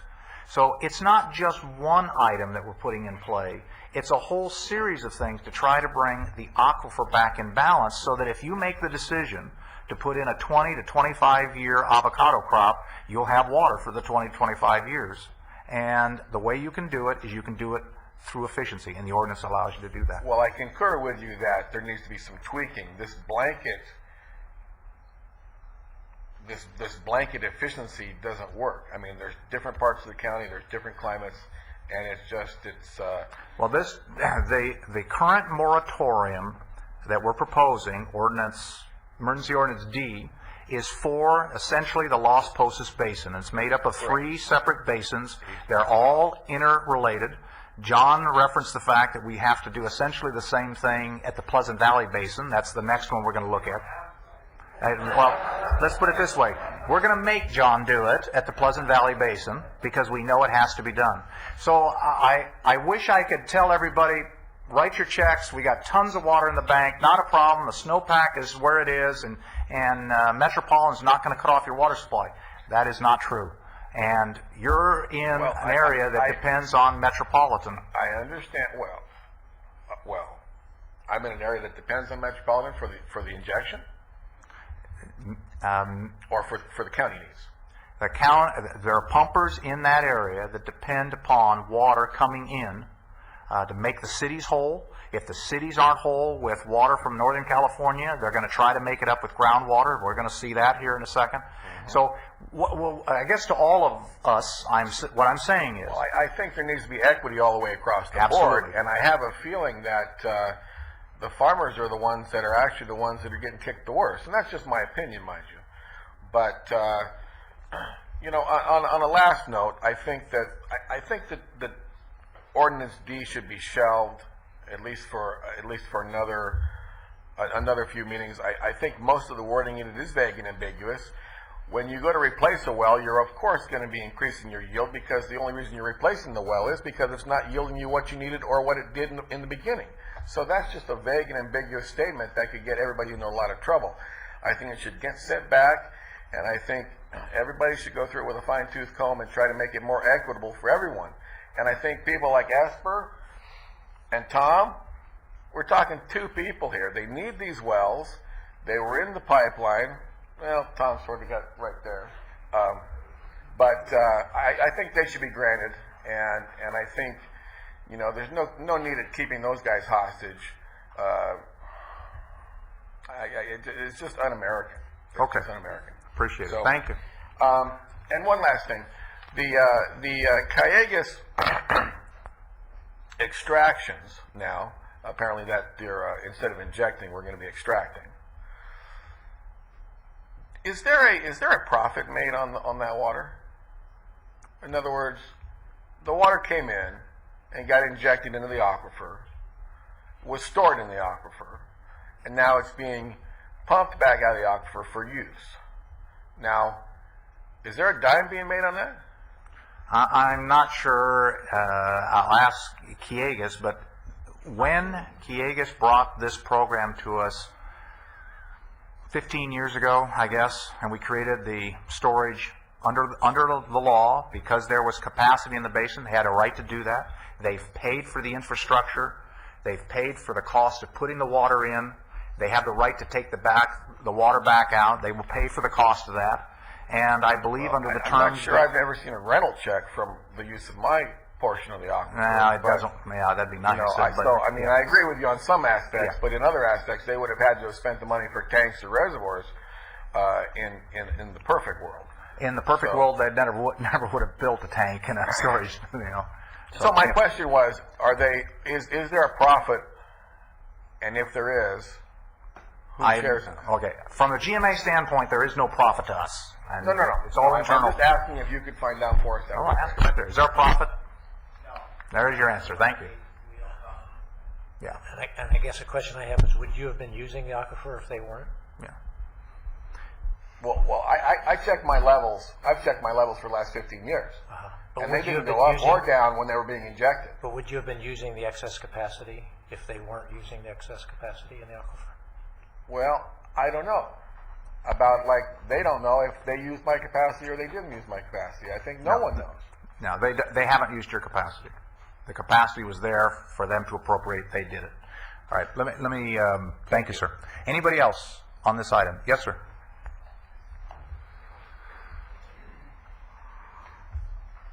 Mr. Chairman, while the next speaker is coming to the podium, I might ask Dave Panaro, with the gentleman's comments with regard to the sandy nature of his soil, might he not be farming the outcrop? Okay. Yes, sir. Yeah, my name's Bill Miller, and something you said there a minute ago frightened me. Something about your well sitting idle. 3 years ago, we had a fire, and all my pipelines and the wells, pretty much that irrigated the entire property, got all burned up, every bit of it. All the risers that came out of the ground, the pipes that were exposed in any place, there's a lot of places it was exposed, was all burned up. And I've not been able to use it. Yeah, let me kind of, because your question, the question is, you obviously haven't been able to pump because you got no pipe. Right. It is a county ordinance. The county requires that wells have to be pumped on a routine basis, or else they go what is known as inactive or abandoned. So it's not a GMA ordinance. So my suggestion is you need to talk to the county about how they're going to interpret the fact, and you obviously have mitigating circumstances. And in my opinion, if I was on that side of the fence, a reasonable person would say, hey, he can't pump water, it got burned up. I understand that. But your question leads to a county question. That's a county requirement that wells can't just sit idle. They have to be pumped. Am I right? That's correct. We send out a survey form every year. So what I would suggest is, after the meeting, chat with staff or make an appointment, come in with staff, and make sure that, you're all taken care of, and your circumstances obviously are unique, and they ought to be dealt with, but you don't want to get caught by some county ordinance, it is not a GMA ordinance. Okay. Yeah, there's a square they can fill you. Okay. Anybody else? All right. Let me hear from the board members. Close the public Well, what I'd like to do, since we've run this agency as kind of a town hall process for a while, is I'd like to keep the public hearing open, but I'd like to hear some input from board members, and if that sparks somebody's collective thought, then I'm willing to hear that. I think this is an important issue, and I want to make sure that we keep people involved. That's one of our tenets. Yes, ma'am. Want to start at this end, or however you want to do it? Well, I think that we need to have the moratorium. We need to have a timeout so we can assess what's going on. And if that timeout includes a grandfathering of applications for 2 or 3 wells, then I don't have a problem with that. But I truly think that there's so much going on right now with court decisions, Lord knows what the state's going to be doing, that we need to assess the situation and figure it out. And I think this moratorium is going to do that. I don't know that we need to add the other wish list to that right now. Okay. Steve? Yeah, I support the emergency ordinance moratorium. I would like to point out just a couple of things about the ordinance with regard to the issue of grandfathering. I think I heard, I'd like to ask a couple of questions. One, I thought I heard, Mr. Pratt, did you say you knew about 2 applications being in the process? Were you intending to have those be grandfathered? That would have been our recommendation to your board had we had time to formulate one. This all came up late after the packet was published. So you're saying you do not have a recommendation? That is our recommendation, that they be grandfathered. Right. The one thing that I wanted to say, and I just lost the page with the ordinance in here, I wanted to read to us here. There we go. And that is in the ordinance. I appreciate somebody that's been in the process for months, and they're going back and forth in terms of that grandfathering. Give us a page number. It is in the ordinance. It says page 3 of 3 down the bottom. Item 5A, page 3 of 3. I want just to ask our legal counsel in terms of grandfathering. Do we have any problems with that? No, that's purely within the board's discretion. Great. Okay. I'd like to just read to you the end of this, and because it relates to 2 issues. One with Mr. Staben, and that is, if you read A, it says, pursuant to the California Water Code, the board hereby prohibits the issuance of any permit pursuant to 4.1, allowing the initiation of any new or increased use of groundwater within the expansion area, or the construction of any new well or replacement well of greater capacity in the basins. So I think we have a situation here where Mr. Staben is going to put in a well that has a greater capacity, but he's saying, he's claiming that he's not going to be using it for increased use.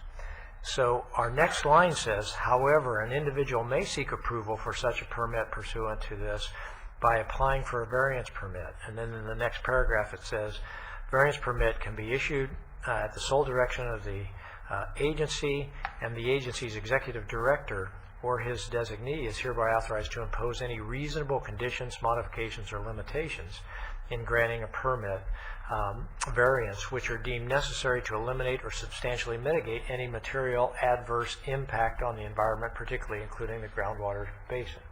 So I just would suggest this, that number one, that's a nice out to have. For example, the gentleman that came up said, I got burned out, now I'm ready to go.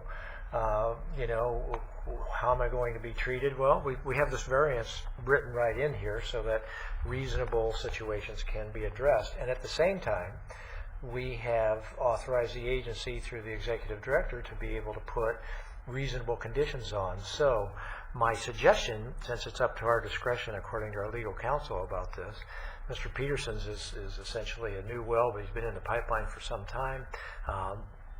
Mr. Staben is indicating he doesn't want to do any new pumping, but he wants to put in a well with a new capacity, is that we condition this, him being grandfathered in, on making sure that we put some kind of conditions in, and I think we probably turned to our executive director to do that, to make sure that during this 10-month period at least, the well is not used for any more capacity than what the current well is being used for. So that would be my suggestion as we go forward. I think it's consistent with what the intention of this ordinance is, and allows us to get the benefits of the moratorium, and allows for these two gentlemen that are in the process, one of them in the process quite a bit longer, the other one just barely getting into the process. So those are my thoughts. All right. Mike? Well, I'm glad that there's some compassion for Mr. Esther Peterson's situation.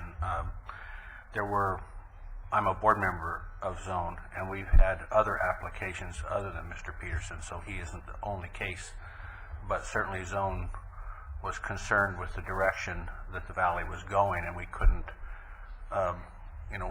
grant one person and not another one. And I think that's where it was some heart-searching discussions, because we have some people who are existing members, as Mr. Peterson is, and others who weren't, who were applying to Zone. And Zone sort of took the position of, let's just hold tight as we're asking this to do. But his movement on behalf of himself to get a permit was obviously a prudent choice, and we'll see how it comes out in the end. So I appreciate that. I think you've addressed the other people's issues, and so I think that this ordinance is only going to affect the Las Posas Valley, as you know. So it's not a crisis for any other basin group. And we'll just, and to my knowledge, except for the incidental things here, the unexpected circumstances you mentioned last month that appear to be taken care of. So I think when the time comes, I'd like to move that we do the ordinance, but let's hear what Mr. Borger has to say. Dave. For quite a while, I've advocated a focus from GMA particularly of being a facilitator towards solving our water supply problem in this area.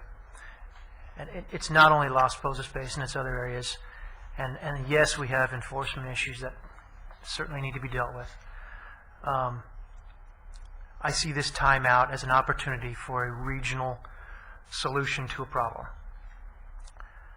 By the cooperative resources of many groups, we can perhaps build some good projects, desalt some shallow, salty water, actually create new supply, and perhaps solve the problem that we are in now of an overdraft situation. There's been plans on the books for a long time, I believe, with Callegas and others to build a regional desalter in the Las Posas Basin, which I think is critically important to that area's sustainability. And so in taking a big view, not just a farmer view, but everyone in that area, I really do think we need to take the bigger approach of what is it can be done that can further that process along.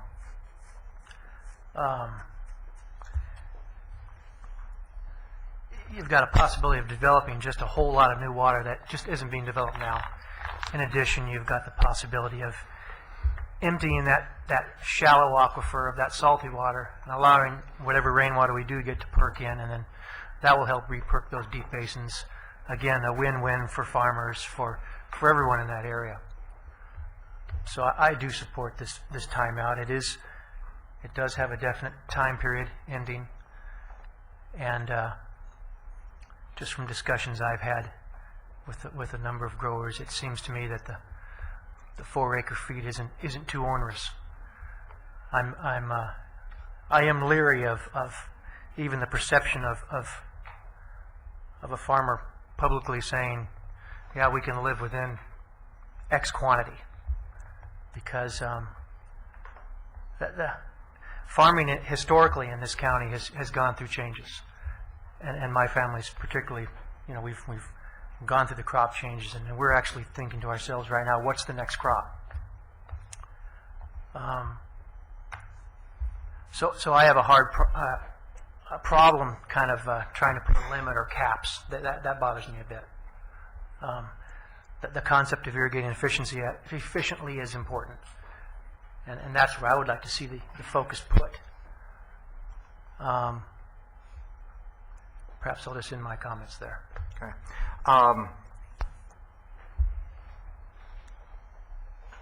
A couple of comments. When Kiegas, and we have Don Kendall, the general manager, we have a board member from Kiegas, and they recall that when we approved Kiegas to do the storage program, they came to the GMA, we debated it for months on end, and finally approved it.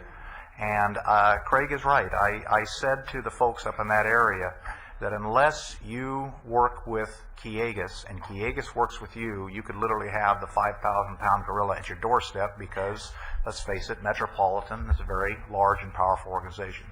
I've been extremely pleased with the way Kiegas has worked cooperatively with the folks in that area. It's a compliment to the board. It's a compliment to the staff, because you understand that you live in everybody's neighborhood, and you took capacity that was available and you put a good program together, and the state made water available. And we knew, if I recall, I told Craig a long time ago, the day will come when Kiegas will stop putting water in and must take water back out. Do we understand the rules of the game so that everybody understands that they have paid for the right to do that, they have the right to take it back out? I don't want a big fight at the GMA of trying to shut them down. That fight has not happened, and it's happened because Kiegas and the growers in that area have come to grips with the reality that together they have to manage the aquifer. This timeout gives us time to do it. We've modified the ordinance over time. When we created Ordinance 5, John is right. We spent literally 3 years rewriting Ordinance 5 to create Ordinance 8 for the very sole purpose of being able to manage the basins in a more individual way, to recognize the unique capabilities of your individual basins. This is an evolutionary process. We don't have it right yet. It won't be right tomorrow. As we work our way through this, Kiegas and you folks as the growers will come up with different problems. And I said that I was happy to do this as long as the GMA retained its ability to be the overseer, have oversight capacity on whatever agreement you made. I think it's dangerous for us to create a series of fiefdoms out there, all running around doing their own thing, and Kiegas and the individual mutuals have bought into that, and so I am very supportive of the process that we're going through. I'm not sure we're going to solve it in the 10 months, but I think if we all work together and with the growers that understand the problem up there, maybe we can come up with a regional way of solving the water problem in that area, use it as a model so I can say to John, I need the same thing in the PV area, and frankly, we're going to have to do the same thing on the Oxnard Plain. We're not done yet. That's the evolution of my 25 years plus on this board, is that we took a macro view of it. Now we recognize we've got to take a micro view of it, and this is a good start. So I support the moratorium. I support giving the grandfather to these two individuals that have unique circumstances. They aren't, based on the testimony or the input that I've heard, it's not a Johnny-come-lately, 11th hour, slip under the tent kind of thing. These are typical projects that are in process that got caught up with the timeline, and I think we can make some adjustments for them. So if we pass this moratorium for the 10 months, I think it gives us the time. I would propose, let me throw this out, Al, you have to decide. If you go to paragraph page 2 of 3, item I, prohibition on the construction of new water wells, the replacement of existing water wells with wells of greater capacity, and the prohibition of increased groundwater extractions. After the words that says the replacement of existing wells with wells of greater capacity, I would add, if it increases the annualized pumping. or something to that effect that says if it increases your annualized allocation. If it does that, you can't put in a greater capacity. But as long as if you put in a greater capacity to gain the efficiency so that you don't have to run your sets as long, I'm okay with that. As long as the total water usage on an annualized basis hasn't changed.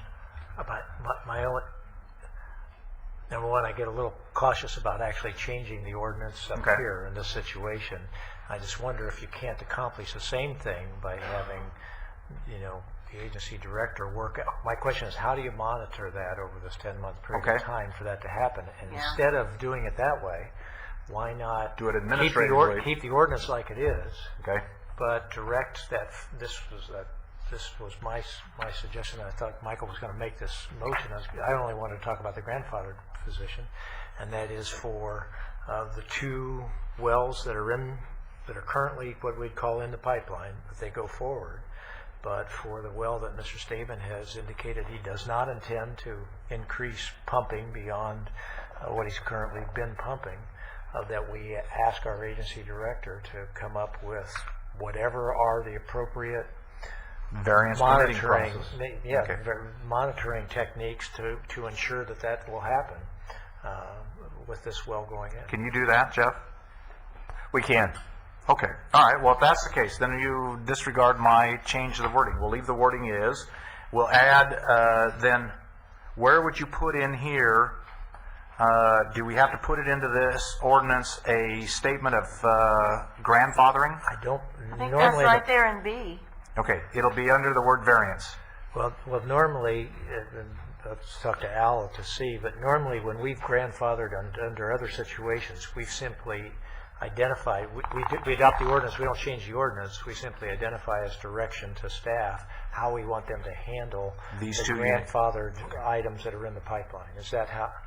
So I think we almost make as part of the motion, we adopt this ordinance, and then we also have, in addition to the ordinance, we have a motion directing staff how to handle the grandfathered. I think the other important consideration is that we are careful not to run into a situation where we're hurrying to do a good thing and ignoring the existing ordinance on the books, in particularly the special conditions, I believe, that are in Chapter 4. And there may be something that I'm not aware of. And I can't tell you verbatim off what it says, but I do remember there's some special situations that were intended to protect that basin way back when. Let's do it this way. Al, if we adopt the ordinance, as part of the motion, we adopt the ordinance with the understanding that the board has approved 2 grandfathering, 2 individuals who come under a grandfathering For 3 existing applications. And they have to meet the constraints that the executive officer puts on them. And you've heard the discussion, the constraint, particularly on one of Mr. Staben's wells, is it doesn't increase capacity. The other 2 wells are, in effect, new parcels that are already in the pipeline, and that's what the grandfathering would apply to. You okay with that? If we do that as one big fat motion, would that work? That would work, and the key is just to make clear for the record the intent of the board. And in this case, it would be reflected in that motion. Okay. All right. Anybody else have any comments on that? That seems where we're going. Since I didn't, yes. I just have a question. I mean, you brought something up. Do you have some concern that these wells, I'm talking to David there, do you have some concern that these wells were not going through just because they're in the pipeline? Is that what you're indicating? Again, looking at long view, this is a very short-term thing that I think is very tight, and necessarily so. We say no increased capacity, and I think that's the right thing. To increase, right now, in the benefit of that aquifer, to enable all parties to come to the table with a sense of equitable play for this 10 months, which is what we're talking about now. I think replacement wells should be able to be replaced as they were. Put a bigger pipe in somewhere down the line. How are you going to control the future pumping? GMA is going to come out there and make inspections? Meter readings? That's untenable. Again, I'm hoping that we don't have to do this kind of thing. We can get in a desalter, recharge the aquifers, do something proactive, fix the supply situation, and get out of this regulatory mode. Well, I think my answer to you then, Dave, is because we don't. And if there's a situation perhaps that and I understand, you're going to spend $500,000 on a well. Why wouldn't you put a 12-inch pipe versus a 10? And it makes logical sense. Okay. But, for this 10 months, I think we better keep it tight. Okay. I think the answer then, as I understand Steve's position, is that those would be issued under variance permits, and the agency coordinator has the authority to make reasonable adjustments, recognizing what we're trying to do for this 10-month period. And we're going to have to leave it up to your judgment, and if you get sideways with a customer, then it has to be brought to the board, and we'll have to sort our way through it. And the only other reason I said that our previous ordinance needs to be taken into account is I don't want us to get backwards with what we've done historically. Yeah. Because we've always wanted to be equitable and continuous in the way we've treated all people who've come in front of us. I think that's important. Okay. We've made some settlements that, need to be looked at. Okay. All right. So what I'm hearing is that the board is prepared to, my sense is the board is prepared to make a motion to adopt emergency ordinance D to include grandfathering for 2 applicants for 3 wells with conditions subject to the discussion of the board on those applicants. And you've heard the discussion, so you know where the board thinks before you do that. That's kind of where I hear us going. 2 applicants, 2 wells. No, there'd be 3 wells. Mr. Staben has 2 wells, and Mr. Peterson has 1. Okay.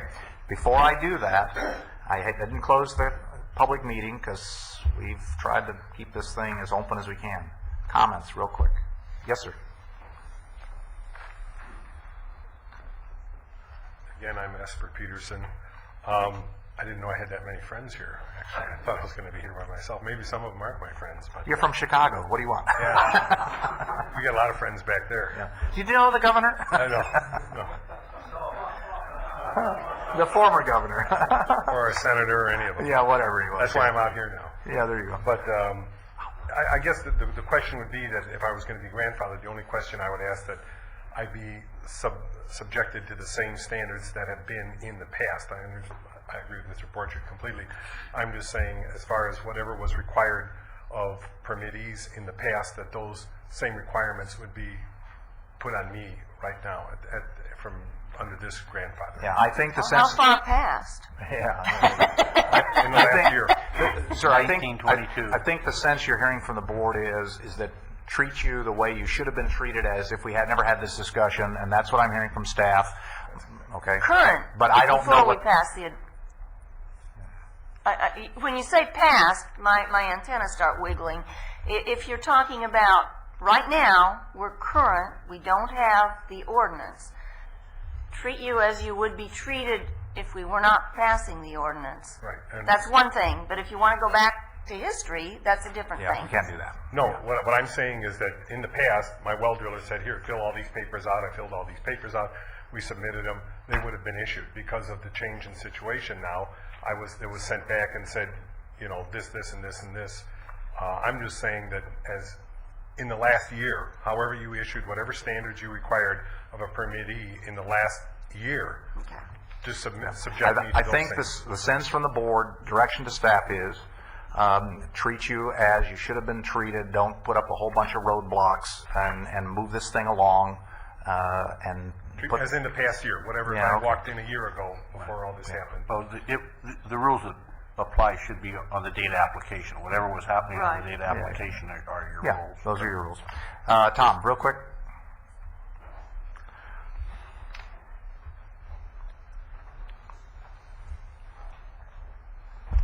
Just as a point of clarity, I don't intend on going any deeper. I don't intend on putting any more acre feet at the end of the year on my property. I personally think that with a larger well aerating at night only, I can actually decrease the amount of water that we're using. We're going to try and go to an electronic system to where, it monitors the potentiometers, and I'm looking at irrigating for 2 or 3 hours at a time versus typical, 12-hour sets or those kind of things. So I think that I have no problem myself working with staff, with Jeff, in regards to if he wants to put for this 10-month period, if we have to, we'll put an orifice on the well. I think that'd be like stepping backwards. But at the same time, I need to get this well. I think the direction that, at least that I'm giving, and board members can chime in, the direction I'm giving is you can put in a replacement well. The size of the well is not as much an issue for me. Is at the end of the year, did you pump out the same amount of water? I have no problem with that at Okay, all. because- that's what the restriction I think they're going to put. You okay with that? That's not what I said, though. Oh, okay. David is saying What that I at said, the end. and I'm sorry, Tom, that you may Well, misunderstand. that's what I wanted a clarification. What I'm trying to say is that for this 10 months, and the reason is because regionally we're trying to come to a solution here. That requires Callegas feeling comfortable that bigger wells aren't going to be drilled and land leased out to hothouse growers. There's all kinds of scenarios that if someone were really to play devil's advocate could come into play. And so to have a level playing field and have an understanding where everybody can be rest assured that I think it ought to be tight and kept to what the ordinance says.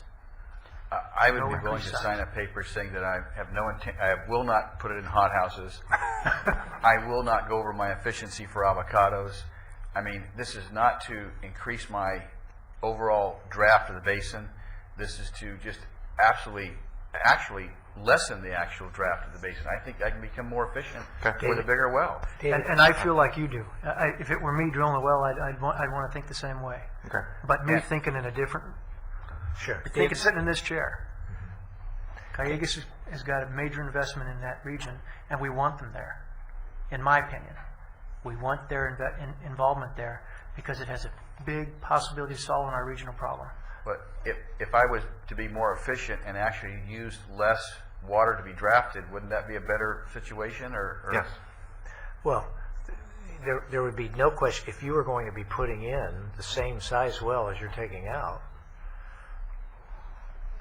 you wouldn't need any variance at all. There wouldn't be any variance There required. wouldn't be any need It'd for be really variance or simple. staff to regulate you. But I think I'm following the lead here of Lynn. Lynn's saying, well, it may be better for you to, as you're saying, by having larger capacity, you may actually be able to reduce your use because you can pump more at night and those kind of things. I think what I'm hearing David saying is you're concerned that after the 10 months, he ends up with a larger well and therefore could pump more. You buy your kid a Lamborghini, he's going to Well, run fast one day. I'm not saying Tom's going to do that. But what I'm that- saying is that if I were in Callegas' shoes, and I think we all ought to try and put those shoes on for a minute, Right. because that's an important part of getting this regional So- problem situation done. I think that that's going on the basis that there's going to be a permanent moratorium. I mean, if you're thinking on the lines that David's thinking here, is that this would mean that it would be a permanent moratorium versus, and I'm assuming that what we've been talking about today is that we're going to go for a 10-month moratorium, and then at the end of 10 months, we're going to look at it again, take another snapshot and see if we need to extend that or just get rid of the moratorium or whatever. And that's what I'm assuming we're hearing. What I think I'm hearing from Lynn is, and only being here 2 months, is that at the end of the 10 months, there'll be some other kind of, that's when they're going to do the study, and there'll be some other kind of regulation. Absolutely. You're going to have to come under that, and whether you have a larger well, for you to then come and say, well, my well can actually pump, But twice if as I much as it fall, used to. if I fall out of the efficiency range, I can't. As a farmer, you cannot fall out of the efficiency range. And I want to state something else for the record here. My water well did have it was misreading by 20% over actually, and we've replaced it with a new well. So I just want to make staff know that I'm not one of those people that just completely put a blind ear to this thing or a blind eye to it. But my water meter on my well has been replaced with a brand new meter. So I'm not one of the 50%. So are you going to give us back some of your historical credit that you overachieved? No, but you can have my old meter though. All right, wait. I want to move this on, and I think, Tom, you've made public commitments to the board. Your intent is not to increase the amount of water you use. Staff knows that as a direction. You're going to have to work those details out with staff. If there's a problem and you're not satisfied or they're not satisfied, The process for dealing with that debate is to come back here. You're getting a well permit. It may be that we have to argue exactly your interpretation of staff and staff's interpretation. The forum for doing that is here, but at least we're going to put in play a grandfather that you'll have a well. Mr. Peterson is in the same boat. My only comment is that if you're going to go out, when we replaced our well, we said, give us the best efficient well for the dollars we have to spend. And if the answer is you got to change the hole size one way or the other, and that is a better well for the same dollars, then that's what we did. So we didn't put in exactly the same well size, the well hole that we took out. But at the end, it didn't change my allocation. At the end, I'm only allowed to pump. So in your case, my answer to your case is, if you put in a well that's efficient for your operation and agree not to over pump beyond what you're currently pumping, then to me, we're all even again. That's the point I was trying to make too. And what Dave's concern is, and he's right, is that when the moratorium goes off, it won't go off and we're all back to where we are today. That is not going to happen. Let's make that loud and clear. Something's going to change up in that area. The purpose of the moratorium is to have a standstill so we can figure out what that change is. My sense is it's going to get tighter. It's not going to get looser. And so my sense is, to the growers that want to put in more avocados, thinking they're going to have 4 acre feet, that may not be a true statement. So don't come back before the board a year and a half from now and say, I put in avocados because you said it was a limit of 4 acre feet, and now I can't farm at the 3 that the group agreed to. You just put me out of business. Time out, folks. That's what I'm telling you right now. That number 4 that we've now agreed to, or going to put in place, is good for 10 months. What happens at the end of that 10 months is, hopefully, together we'll figure out a way to manage this aquifer, and whatever it takes to make this aquifer whole over time is what we're going to have to do. And that number may not be 4. Well, I think on my personal ranch, I can make it on 4 pretty easily. Yeah, and I'm telling you, when you decide to put in the new crop, and you say that's a 25-year commitment, and it's predicated on 4 acre feet, and we as a board, after hearing the process that we all bought into, and the answer happens to be 3, and the room lines up with growers are saying, you put me out of business because now it's 3, and I put it in a year ago thinking it was 4. I'm telling you, for the record, everybody can hear me say it, don't take 4 to the bank. It may not be the right number. I don't know what the number is. That's what the process is all about. I feel like Mr. Peterson, he and I can work within the rules that's set for everybody. And I think Mr. Peterson's worried about him being like sold out or whatever with a different set of rules. But the rules may change for everybody at the end of 10 months. Be ready to make that adjustment. Mr. Chairman, before Tom leaves, Tom, let me get you straight for a second, and that is, you're wanting your well that you want to replace is in bad shape. It's the old Dingling Ranch well. Yes. And so that is an existing well that is going bad. The Center School Road property, as I understand it, from my vision, has never had a well on it. Yeah, absolutely. And so I know you've applied, but applying today is kind of not like applying last month. Yeah, be honest with you, I was trying to get grandfathered. It isn't like, like I told the board in my first presentation, is that, we've had a tough road to haul. We're in the construction business. That's where our primary revenue comes from. I don't have to tell you what that is. I haven't picked it, like say, we picked 12,000 pounds in 3 years of avocados off over 200 acres. So, I mean, it isn't like we're, we bought that ranch to put it in the avocados, and it's been sitting there on hold because of just literally the finances. Right.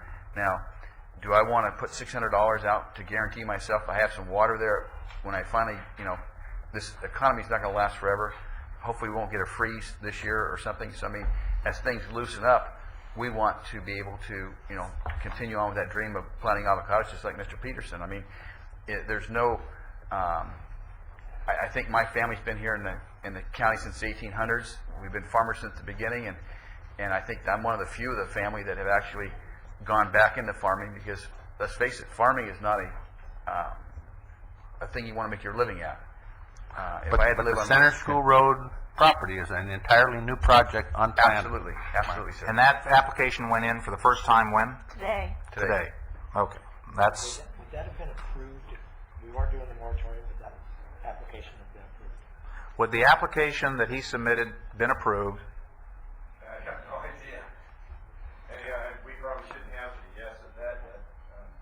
See, I thought you put that application in before. No. Well, so that one Well, went no, over. I said earlier, I said, I came in just for a normal, I don't follow the politics of this stuff. I mean, I'm busy trying to make a living, but I came in last Friday to get a well replacement, or a well permit to replace my old well. And then when I turned in my check and my application and so forth, they said, well, all wells are being put on hold because of this. All right. Well, I only had one check with me, so I only gave them one check. Okay, hold on. Yes, ma'am. I have a question of him. Yeah, I'm losing control of this and I don't like it. Um, Okay, real quick. If you're granted, this is for the Center School Road property or above it or whatever it is, not the other ranch. If you were granted this permit after you apply and if you get the permit, do you plan to put it in the well in the next 10 months, or are you just going to have that in your pocket to do someday? My understanding is that obviously it's going to be a real financial burden, but I have like a 6-month window of opportunity there, and so we're probably going to have to put it in. I mean, it's not my first. I mean, who knows what finances are going to be? I mean, Okay, wait. Well, you've answered the question. I've got it, Tom.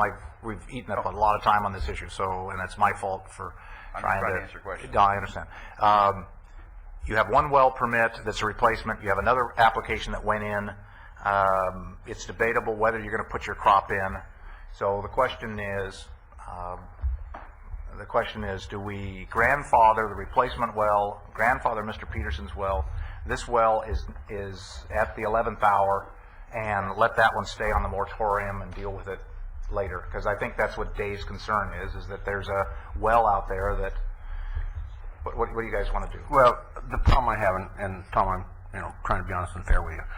The ordinance that Mr. Borchard's referring to says that nothing shall be done, as I misquoted, to the detriment of the basin.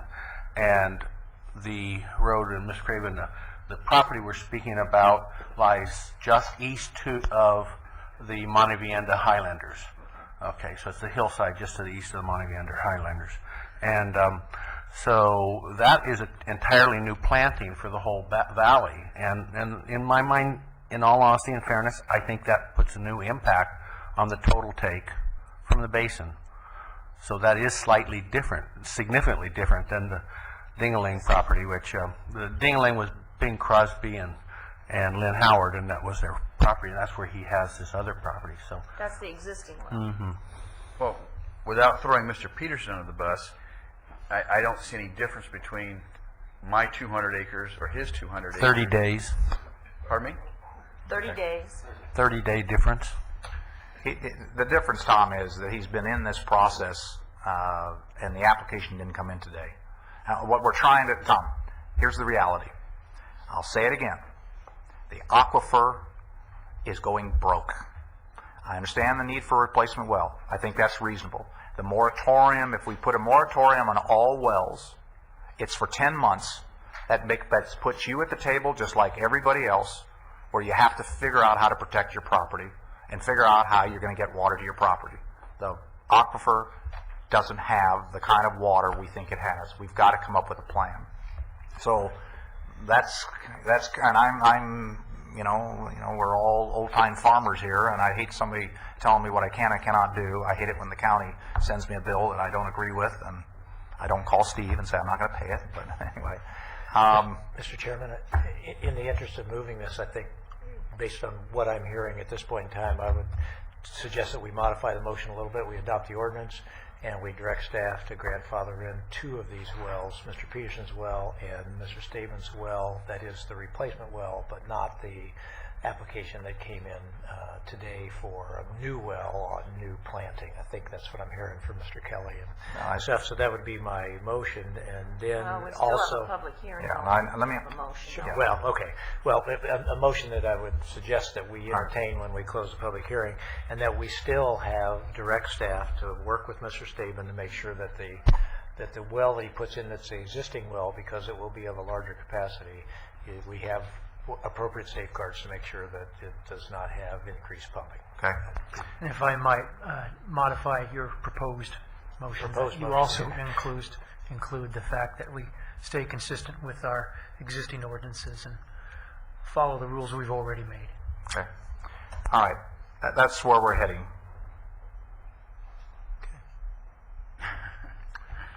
Okay, so as an existing well, I get modifications, and a new well has no modifications. The new well will fall under the moratorium. I'm talking about the other gentleman.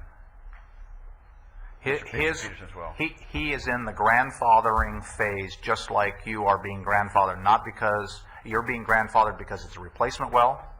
He's being grandfathered because his application had started the process long before we had this meeting. And so we're trying to be fair across the board. When I look around the room and I see pumpers out there who are currently pumping, and I'm telling everybody as bluntly as I can, the way we operate that basin is going to change, and that change is going to cause pain, and today is part of that pain. I don't see any other way to do it. We are not doing our job as an agency unless we bring the aquifer into balance. And because the property is not, and the application came in at the 11th hour, there is no crop there. To me, it's reasonable and fair. Let's see how the 10 months plays out. Let's see what 10 months says to us. Maybe the numbers will change and everybody will be able to put in different wells. But we do have existing ordinances on the book that we have to comply with, and those ordinances do require that we have to make assessments of different factors. And I'm not sure that basically handing a go card to go around go at this point in time is really in the best interest of the aquifer. I think that's the sense I'm hearing from the board. So with that. I might point out, just for the benefit of the record, I think probably legally it's a good point out, this doesn't preclude, if for some reason Mr. Staben, 3 months from now feels an urgent necessity to get this second well online, he can come and apply under the variance aspect of this ordinance. There's no guarantee of being granted. No guarantee of being granted, but it doesn't preclude the question being raised. I need to stop. Okay. All right. Thanks, Tom. All right. Let me, yes, sir, real quick. Yes, sir.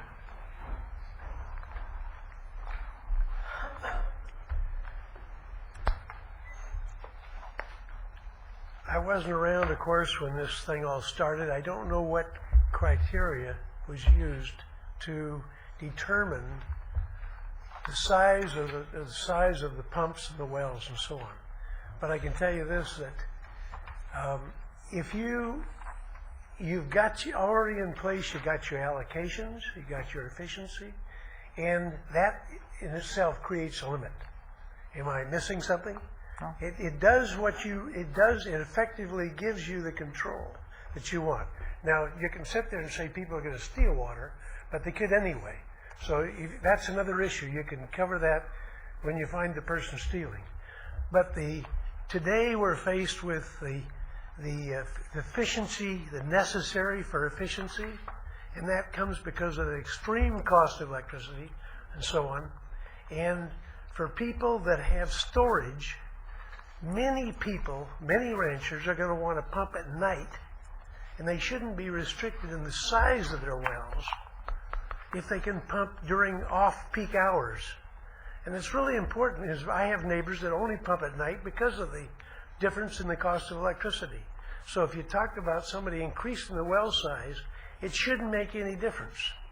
It should be taken into consideration that it shouldn't make a difference because you're going to get a lot more efficiency out of a larger well, for one thing, and you can run it at night and use your storage.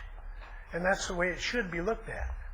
Okay. Unless I'm missing something that was brought up and I didn't hear it. Okay, appreciate it. Thank you. Mr. Chairman, one last point before you vote. I think some of the question came, the relationship between Callegas and the Los Pelotas Basin users. And that's in a memo of understanding. I think it's changed its name, but it's published at the end of the whole booklet that came out that you all know about. So the Watershed Protection Plan.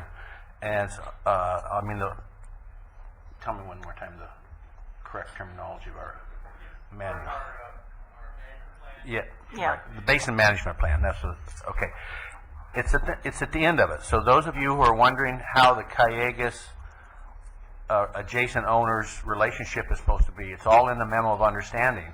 And Callegas's ability to harm the basin is supposed to be limited by that, and they've agreed to it. So if somebody feels disadvantaged, I think you go to the memo and you call your attorney. Okay, all right, let me bring the public hearing to a close, and I don't need a summary. I'm open to, because I'm trying to move on. Camarillo's sitting there quietly, patiently, and I'm trying. Just a reminder, we had a change to the title as part of our resolution. Okay, all right, can I have a motion?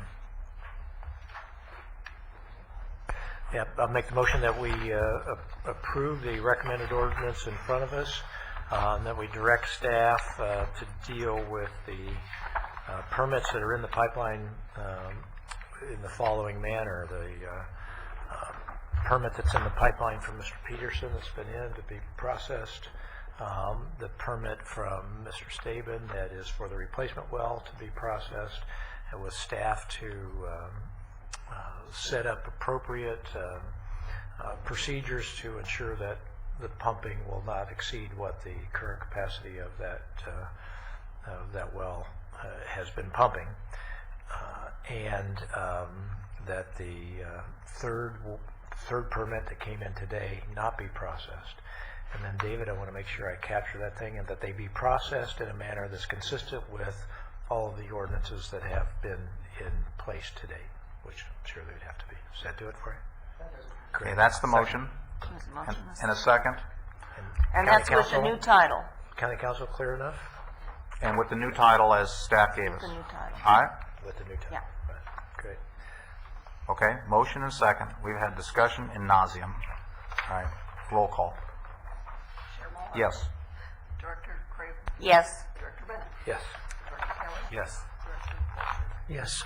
Okay, let's move on. Oh, this is only a 5-minute issue because Mr. Chair. Steve has to leave here in 10 minutes. But anyway, yes, ma'am. I have to leave in 30 minutes to get to a city council. And you're going to recuse yourself on this item? I heard no, yes, no, I don't know. No, I represent all of the cities. I believe this is a first thing, that there will be several others coming down the pike. And I guess where I was going originally was that I believe this is a much longer than 30-minute discussion. I'm very glad we got this other adopted, so it's not coming back next time. But we also have an important closed session, so I didn't know what you wanted. Well, first of all, I was being facetious about being, because I have dealt with United water issues in my capacity as United's member, and I have not recused myself. Let me, Lucy, before we get wrapped up in this, and you tell me, your mayor has to run to a meeting, and this is a very important issue.